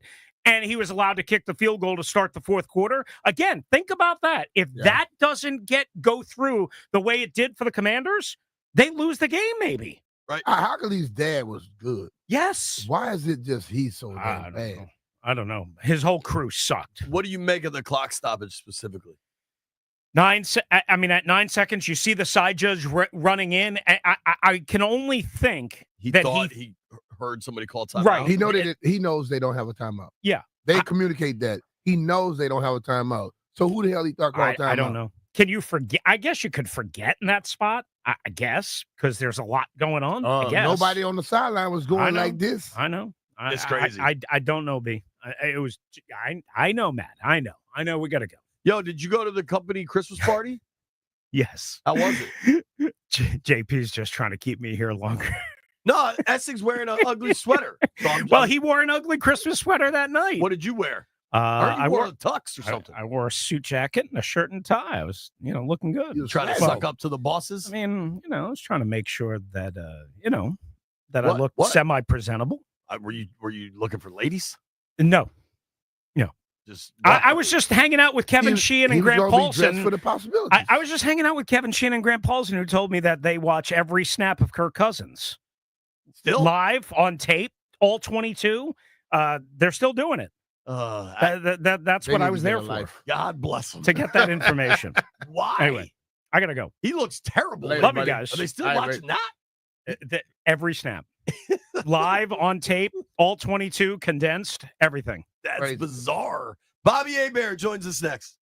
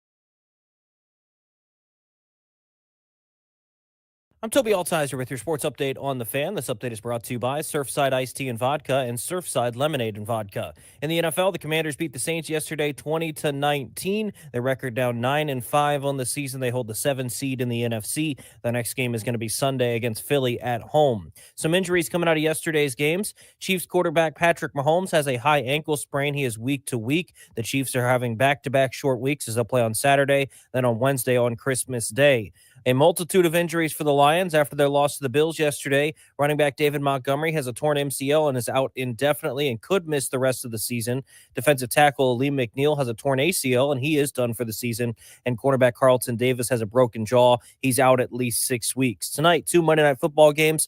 The Bears at the Vikings, 8 o'clock kickoff for that one. Falcons at the Raiders. That'll kick off at 8:30. In the NBA, the Wizards fell to the Celtics last night, 112-98. They're back in action on Thursday as they'll be at home to take on the Hornets. And the Caps in action tonight in Dallas as they take on the Stars. 8 p.m. puck drop. You can hear that game right here on The Fan. Celebrate the holidays with Surfside Iced Tea and Vodka and Surfside Lemonade and Vodka, the perfect addition to any holiday gathering. Each can is only 100 calories with 0 carbonations for easy sipping. Find Surfside and convenient variety 8-packs at your local bars and liquor stores. Must be 21. Please drink responsibly. From the Crop Metcalf 5-Star Sports Desk, I'm Toby Altizer on The Fan.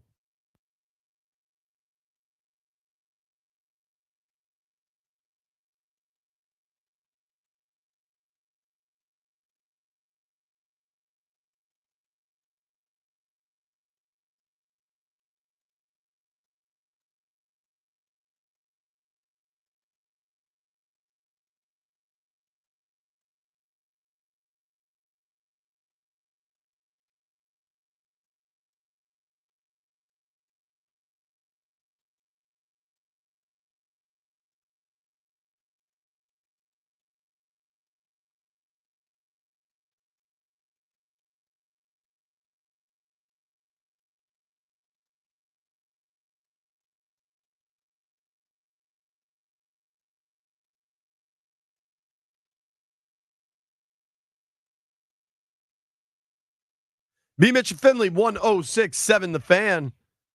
Excited to jump on the phones and talk to the Cajun Cannon, Bobby Abar, joining us now from New Orleans, Louisiana. Bobby, what's up, man? How are you? Well, what's up? The Commanders are up. That was up. Boy, I can tell you what, the Saints don't know how to finish a game, close out a game. It's kind of woulda, coulda, shoulda. Sounds like Jim Moore now, but they've had games. The same thing happened in the Rams game. Uh-huh. They scored a touchdown. Though we're going to be aggressive. We're going to go for 2, but you're down there. Look how hot the Eagles are. I mean, the Saints are under 2 minutes left. They were winning by 5 points.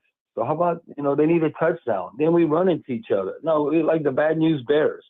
No, right now the Saints you are what your record says you are. They're 5-9, but I'm saying they could be woulda, coulda, shoulda, like I said, like Washington, like a 9-5 team, even with all the injuries. Yeah. And all that. It just shows you the parity in the NFL. But in these parts, we all knew about Jaden Daniels and the playmaker that he is. Now, they should have hooked up on a couple of those long balls. McLaurin, you can't miss that. That could be the difference, a playoff type game and all that. But spending all worry that you got to give them their props. And I remember with Coach Gibbs, when they were winning Super Bowls and all that, you can't find a finer fan base Yeah. As far as the loyalty. So it's about time they start winning and give the fans something to cheer for. Bobby, you got a chance to check out Jaden when he was at LSU. What was it about him then that impressed you? And is he starting to get to that point in the NFL where you say this guy gonna be special?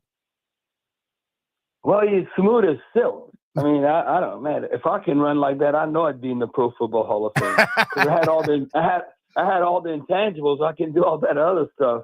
But we saw this in the SEC. He had one game against University of Florida, and there's not no slow people at the Florida Gators, the SEC, and they thought they had the angle, but not so fast. And it didn't even look like he was really running. Mm-hmm. That's what is crazy about Jaden Daniels, how smooth he is. He had that 124-yard run. We all look at him in the press box each other. Whoa, we've seen this at LSU. And just that ability to be able to do that. I said this in the pregame. What's crazy? You look at United States, north, south, east, west, right there. in the DC in your backyard. Look at the proximity of the Baltimore Ravens, the Lamar Jackson and Jane Daniels with the Commanders. Mm-hmm. It's like they're basically next door neighbors. And, you know, you can look at Mahomes and all that, but Lamar Jackson and Jane Daniels, that's two different cats as far as extending plays. And Josh Allen's like a big lumberjack. I don't know. Now he can run too. But I'm just talking about when you smooth, you look at Lamar and I look at Jane Daniels. No, that's at a different level. And it just goes to show you how much the quarterback, you know, can make that difference. Where just look at where Washington was, and you know this as a fan, and how, like, okay, and give fans hope. Now look at this time last year. What was Washington? 4-10. And now you're 9-5 in the playoff hunt. Yeah. Then all of a sudden, boy, you love football, and I want to be in that number. And then you might not like FedEx Field, but you go, it ain't that bad if we're winning. There you go, dude. The That's team exactly name, what people are saying. The team name has been this huge topic forever. Now you still have some people that care, but everybody's cool with Commanders because they got a quarterback and they're winning ball games. Well, he is a Commander. I don't know. We kind of Commanders, though, if you abbreviate it, it sounds too. I'm a capitalist. That sounds too commie. I don't know. If I was running Washington, I have a lot of common sense, and I looked at this. I loved it when they played with Darryl Green and you had Dexter Manley, Charles Mann, and Doug Williams. I talked to Doug yesterday. But in those days, remember playing at RFK, I loved the band.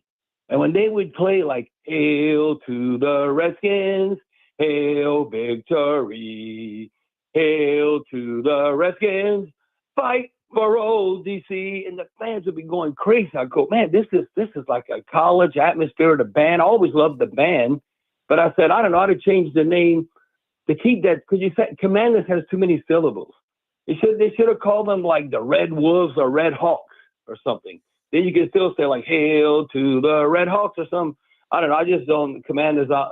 They're winning now, and if you win, they don't really care about the name. But there you go. You can't just go with the Washington Football Club and all that. But I like the W. But hey, I had no problem with the Redskins, though. You just got to get approval somewhere. You know, you just have some tribal leader that'll give you approval. Where maybe you can go back to the name. I don't know. Who knows, man? Bobby, I meant to tell you this. We're talking with Bobby Abar, quarterback for the Saints and the Falcons, Pro Bowler. Dude, I drove by your restaurant. Okay, yeah. You know, we just had the. Yeah, we should have stopped, Bobby. I Drive by, we should were have stopped. running late, but I thought that was so cool to see your restaurant. It's in Metairie, you know, like a suburb in New Orleans, and you know, it was crazy. I never would be in the restaurant business, but I was friends with the Oceana wedding restaurant group, and you know, we had done remote shows and all there, and they have the Oceana, you know, restaurant chains and all.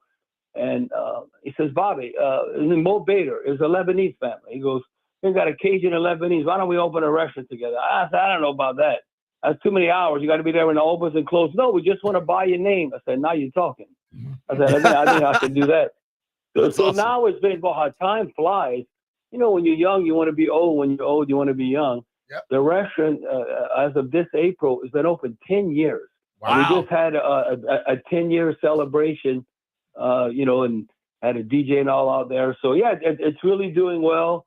And you got everything. I mean, you got like the crab cakes, you got seafood platters, you got duck. I mean, I can feed you this duck, and I'll say, I'm not eating no duck. And you would think, whoa, this is good. What is this? You wouldn't realize.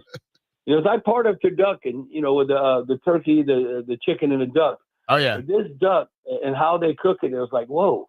You wouldn't believe that, you know, it's like, oh, everything tastes like chicken. No, this does not taste like chicken, but it's, you'd be impressed. And you know, like, oh, I'm not eating rabbit or something like that. Or, you know, it depends how you cook it, how you marinate it and all that kind of stuff. Totally. But, yeah, the Bobby Abar's Cajun Cannon Restaurant 10 years, and how time flies, and about how time's flying now with the Saints not being relevant. And I officially said this last night in the post game.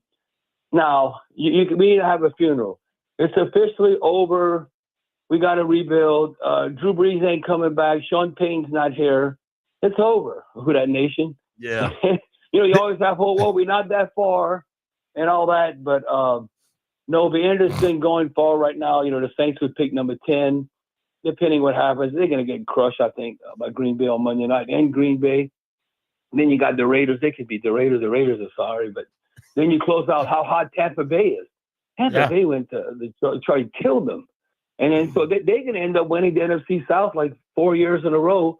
And, Baker Mayfield, he's the one that invented planting the flag and all that stuff. But I like that. I like that kind of stuff. And the Saints have a ways to go in the fan base. They're restless right now. And, you kind of take Drew Brees and Sean Payton off for granted, all that stability they brought for basically 15, 16 years. Well, the Saints are in the have-nots right now. Yeah, it was interesting watching that game, and just, to me, how on earth Rizzi went with Haener over Rattler was mind-blowing. And then... Well, no, I don't. I can tell you why they wanted to see, I guess, okay, for instance, Haener was drafted in the 4th round out of Fresno State, Rattler the 5th round out of South Carolina. If I go by, let's say you don't know nobody, just watching practice. Now, Spencer Rattler had to develop as a pro quarterback. But if you were grading every practice, Haener was more accurate. Now, as far as ad-libbing, I don't know, not on Spencer Rattler's level. But if you were charting everything, Haener was not. They both went on the level of Derek Carr. But Haener, you would say, well, it's kind of slight edge to Haener, just going by practice and what you're evaluating, even, the preseason games. And so I really wanted to think, I really think they wanted to see what they have in Haener. And it's like Sean Payton said one time, whenever you see a player and you don't think they can play, he just comes to a post-game press conference and said, I've seen enough. Well, I think they've seen enough of Haener. I'm not saying Haener might not eventually, be on the team. He might have to go to the UFL. He's not an NFL. He's not an NFL starting quarterback. Where I think there's way more upside with Spencer Rattler. But I think they just wanted to see what they had in Haener, because then they know we're not going to the playoffs, and now they know. There's no way Spencer Rattler's not starting Monday night against Green Bay. I don't know. Derek Carr had dealing with concussion, and then he broke his left hand, non-throwing hand in a couple of places.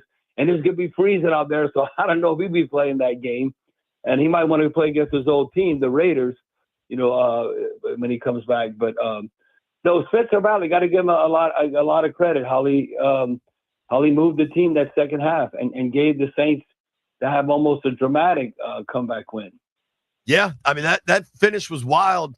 Talking with Bobby Abar here, obviously from New Orleans, played for the Saints, played for the Falcons, grew up in Baton Rouge, BR boy.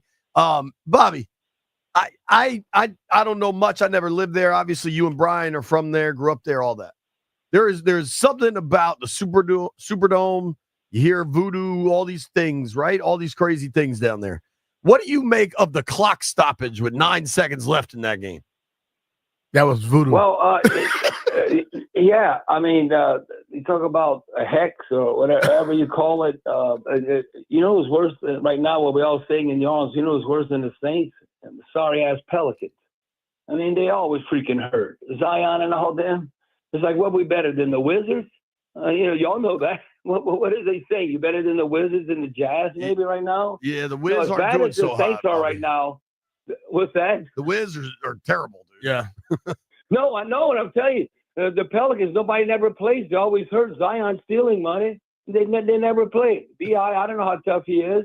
The fans want to cheer for him. We love football, and we like basketball. And if the team wins, we're going to support it. But right now, no, it's right now. You know what the fans are saying, man? I hope LSU baseball is good because that's how good. Because that's our major league team. They're always amongst the best. Can we go to Omaha and all that? But yeah, we got Dylan Cruz here in DC now. Talked to Dylan yesterday. I tell you what, man, you're not wrong. The only team the Pelicans are better than is the Wizards. Pelicans are 5-22, but the Wiz got them beat. Right. The Wiz are what? 2-what? 3-21. 3-21. Damn. No, it's terrible. And so, no, the fan base. We are a big town, small city in New Orleans, and we love sports, but the team got to win. You got to throw us a bone and give us hope. And the Saints right now, and they believe black and gold. In other words, the Pelicans have to win to get support. The Saints, that they just in the hunt and they entertain. They weren't entertained that first half. That was horrendous. And but that's how they fought back. So they're fighting for Coach Rizzi, and I think he'd had to kind of almost run the table to have an opportunity to be the head coach. And you might say, well, you got to think more offensive side of the ball, but not necessarily. I think Dan Quinn's outstanding. It wasn't his fault when he was the head coach at Atlanta, and Shanahan didn't run the ball. The Patriots wouldn't even had a chance to come back when you break that down. But like Coach Rizzi, look at John Harbaugh. When you arguably say he's one of the best coaches in the NFL, his background, special teams. Marv Levy, remember old school Marv Levy with the Bills went to the Super Bowl 4 straight years, never won. He's a special teams guy. So yeah, but I think they're going to go a different route. And Coach Rizzi, the players play hard for him though. They really respect him. He was more Sean Payton like than Dennis Allen.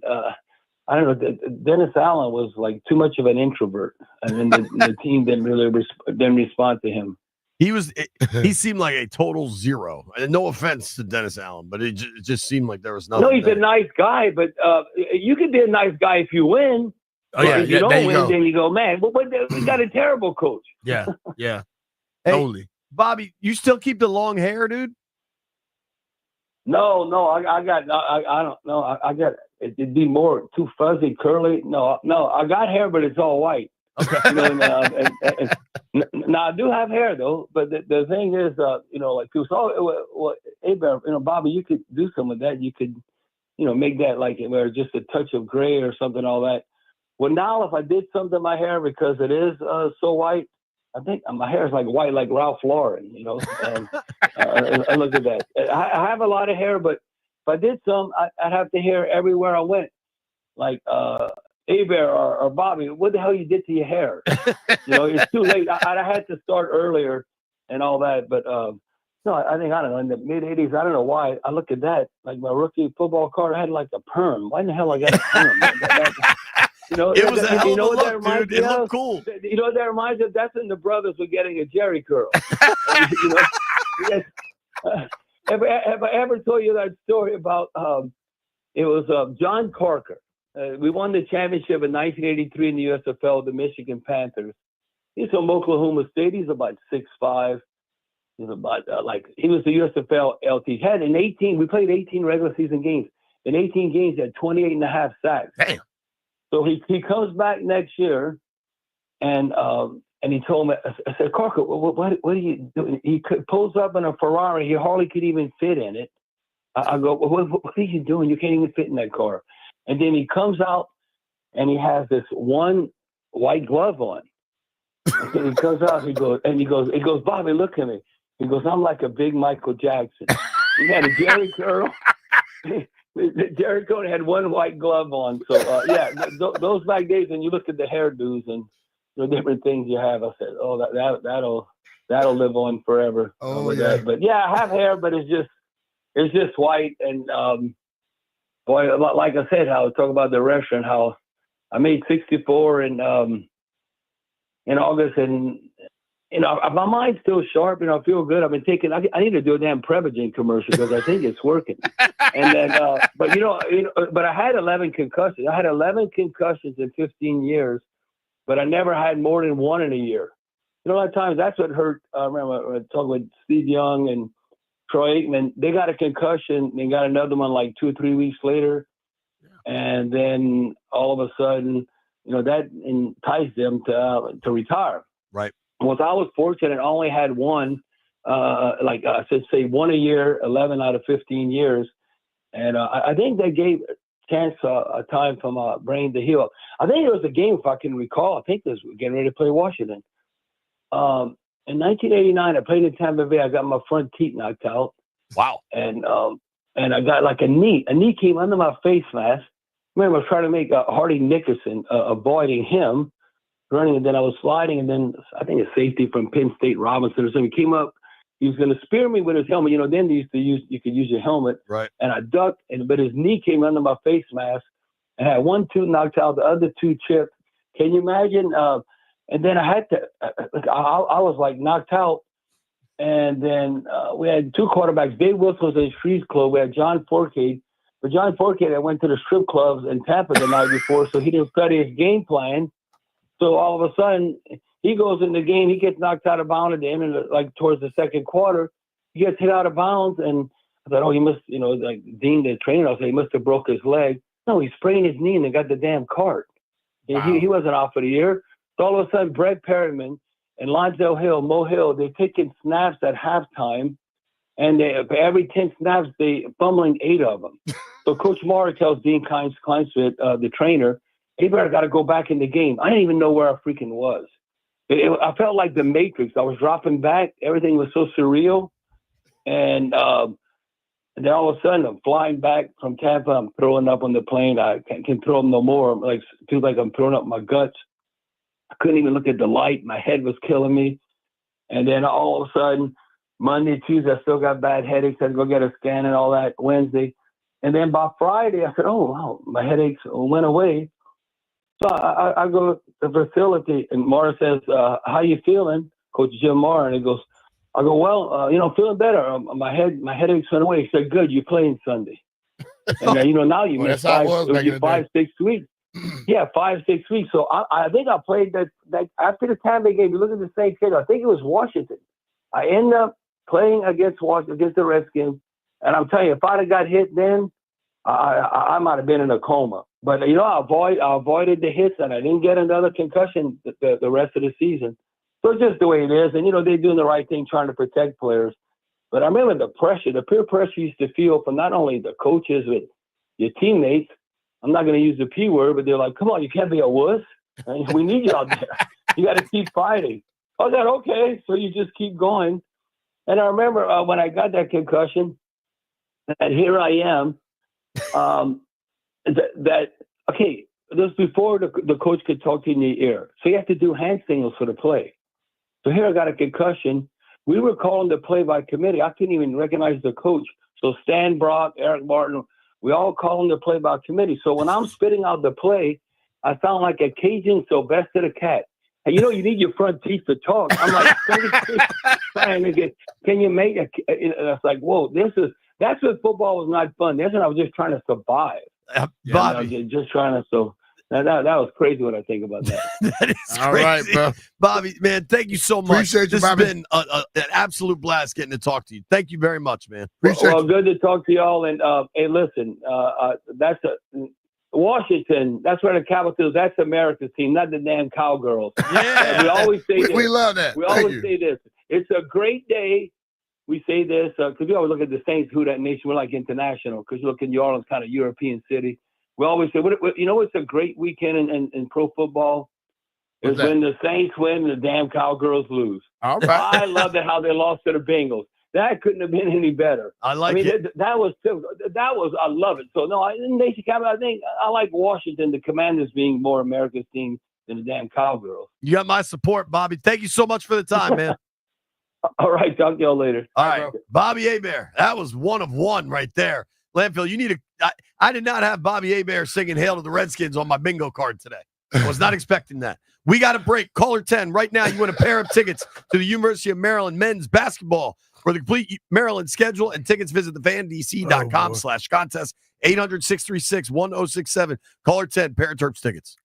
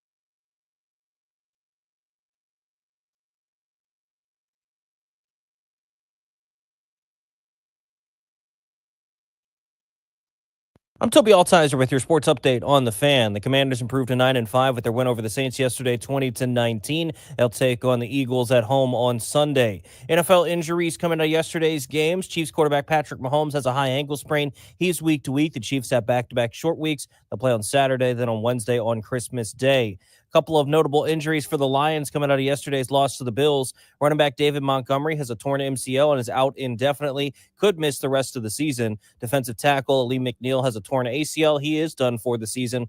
And cornerback Carlton Davis has a broken jaw and is out at least 6 weeks. Monday Night Football, 2 games tonight. Bears and Vikings at 8 o'clock. Falcons and Raiders at 8:30. In the NBA last night, the Wizards fell to the Celtics 112-98.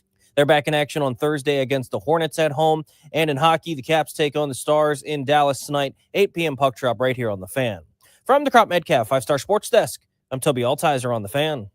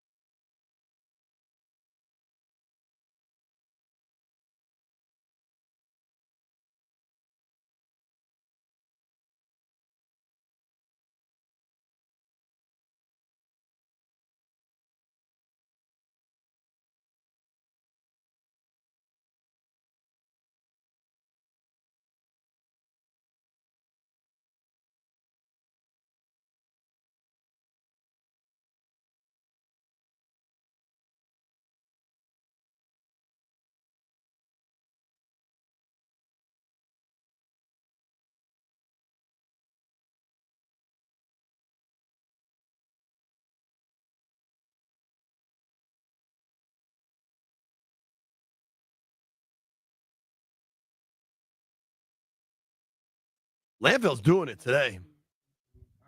Landfill's doing it today, man. Yeah. The beats. All right. Our Bobby Abar interview has made quite an impact on a number of people. Yeah. The chat went crazy talking about it. Oh, yeah. Captain Todd says he wants Bobby to tuck him in at night. I don't know what the hell that means. Oh, I really don't. Commandante Tequila says he's got a ticket for Bobby if he ever wants to come to town. Go to a Commanders game.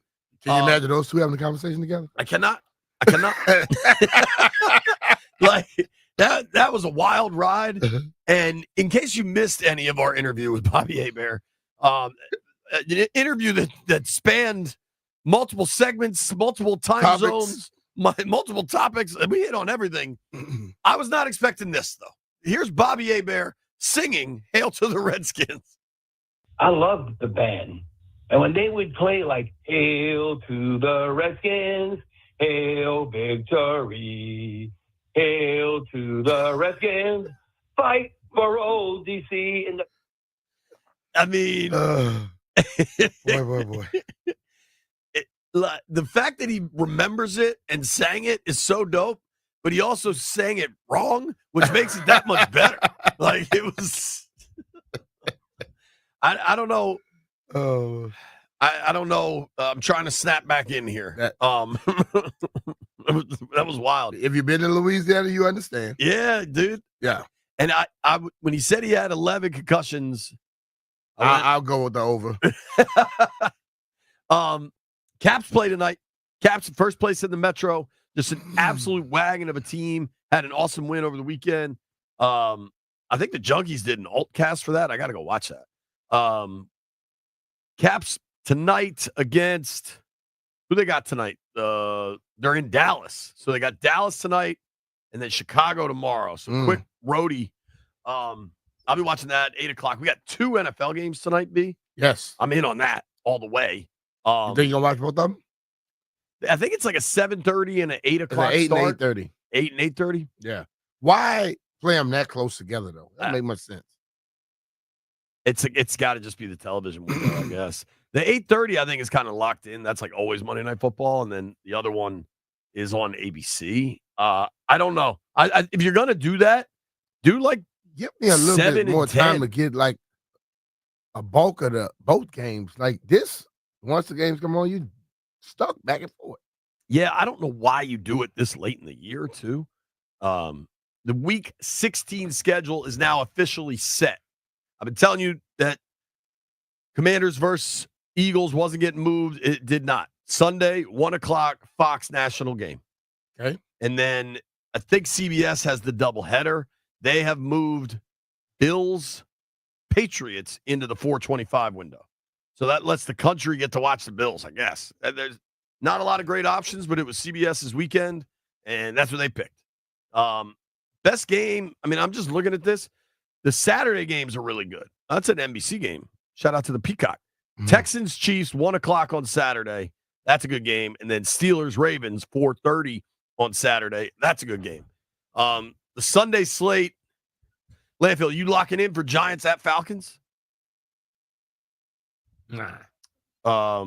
Jeff, you I locking don't think in? nobody locking in for that. Jeff, you locking in for Titans at Colts? Sunday, 1 o'clock? Nah. Probably a noon local, dog. I'm good. B, you locking in Jags at Raiders? Oh, hell yeah. Cook a big pot of red beans and rice. Come on over, Jeff. Jags at Raiders. Shout out Not to cooking nothing for Jeff. Yeah, I'm not cooking nothing for Jeff either. I'm cooking for Bobby Abar, the Cajun Cannon. We'll be right back.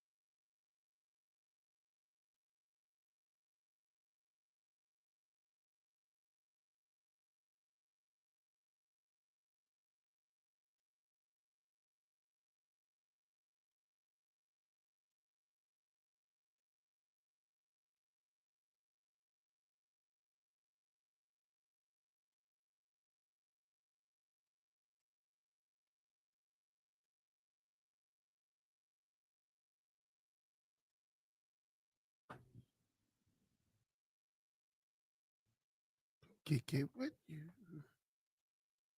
American boy.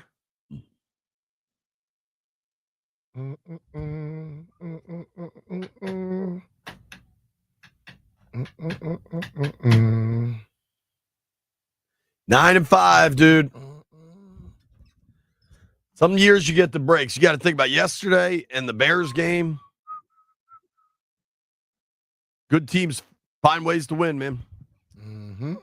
If the season ended today, Washington versus Philly in the wild card round, season doesn't end today. They play Philly on Sunday, 1 o'clock.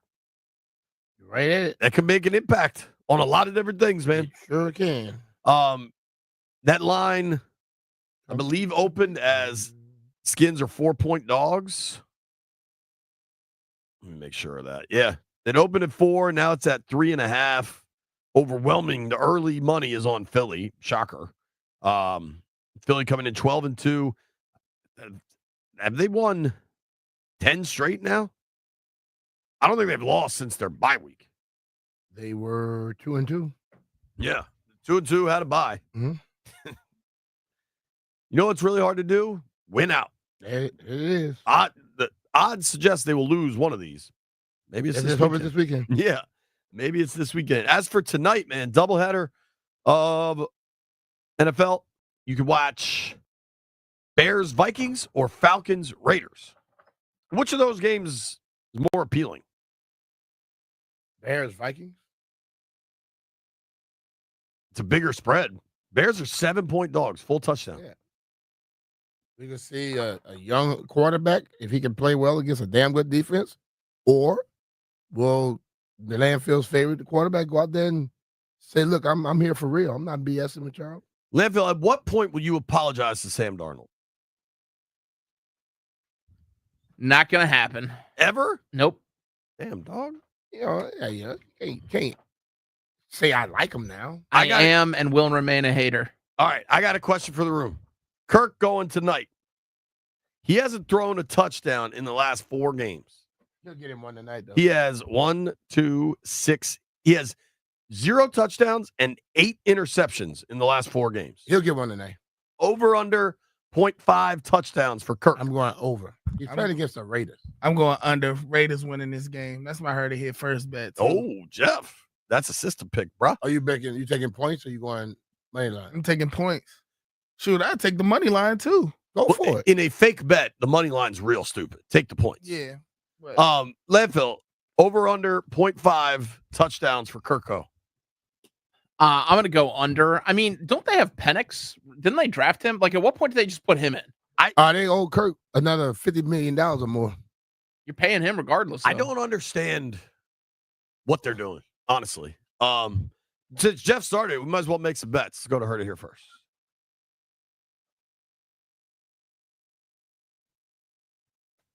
Hello. Gather around.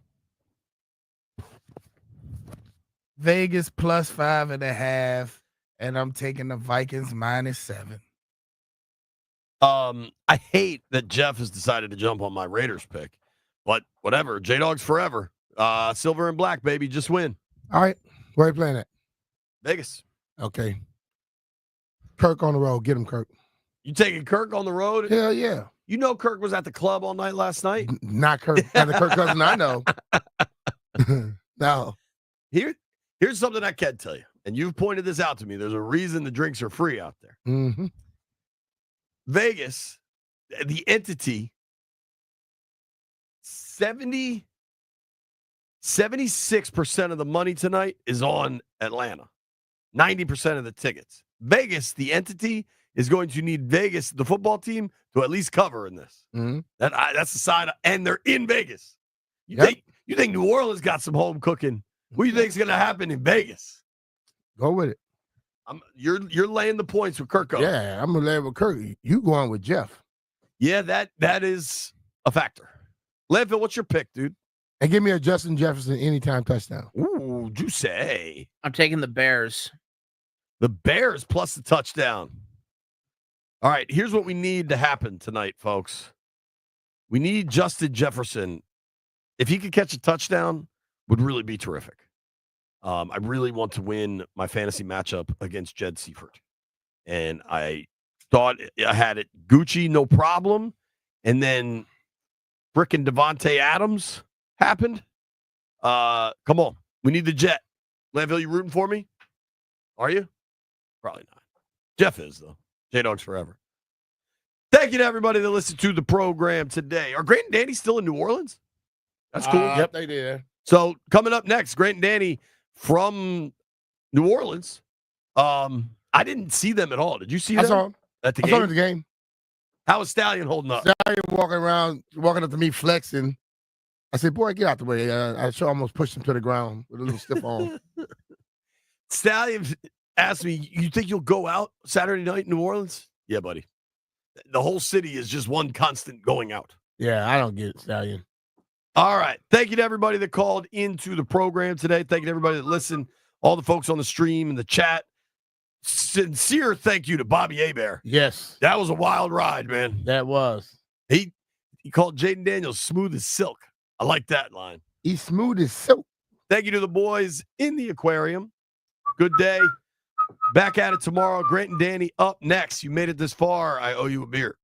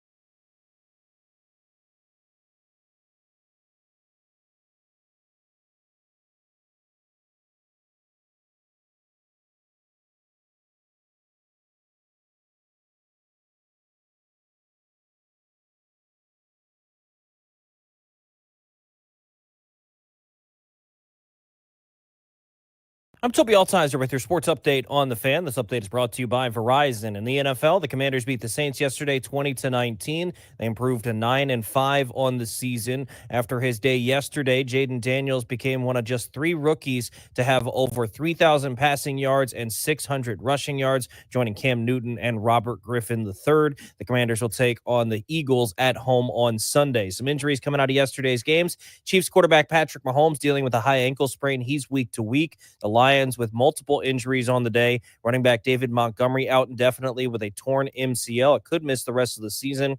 Lions defensive tackle Aleem McNeil has a torn ACL. He's done for the year. And cornerback Carlton Davis for the Lions is out at least 6 weeks with a broken jaw. Tonight, 2 Monday Night Football games. Bears and Vikings at 8 o'clock. Falcons and Raiders at 8:30.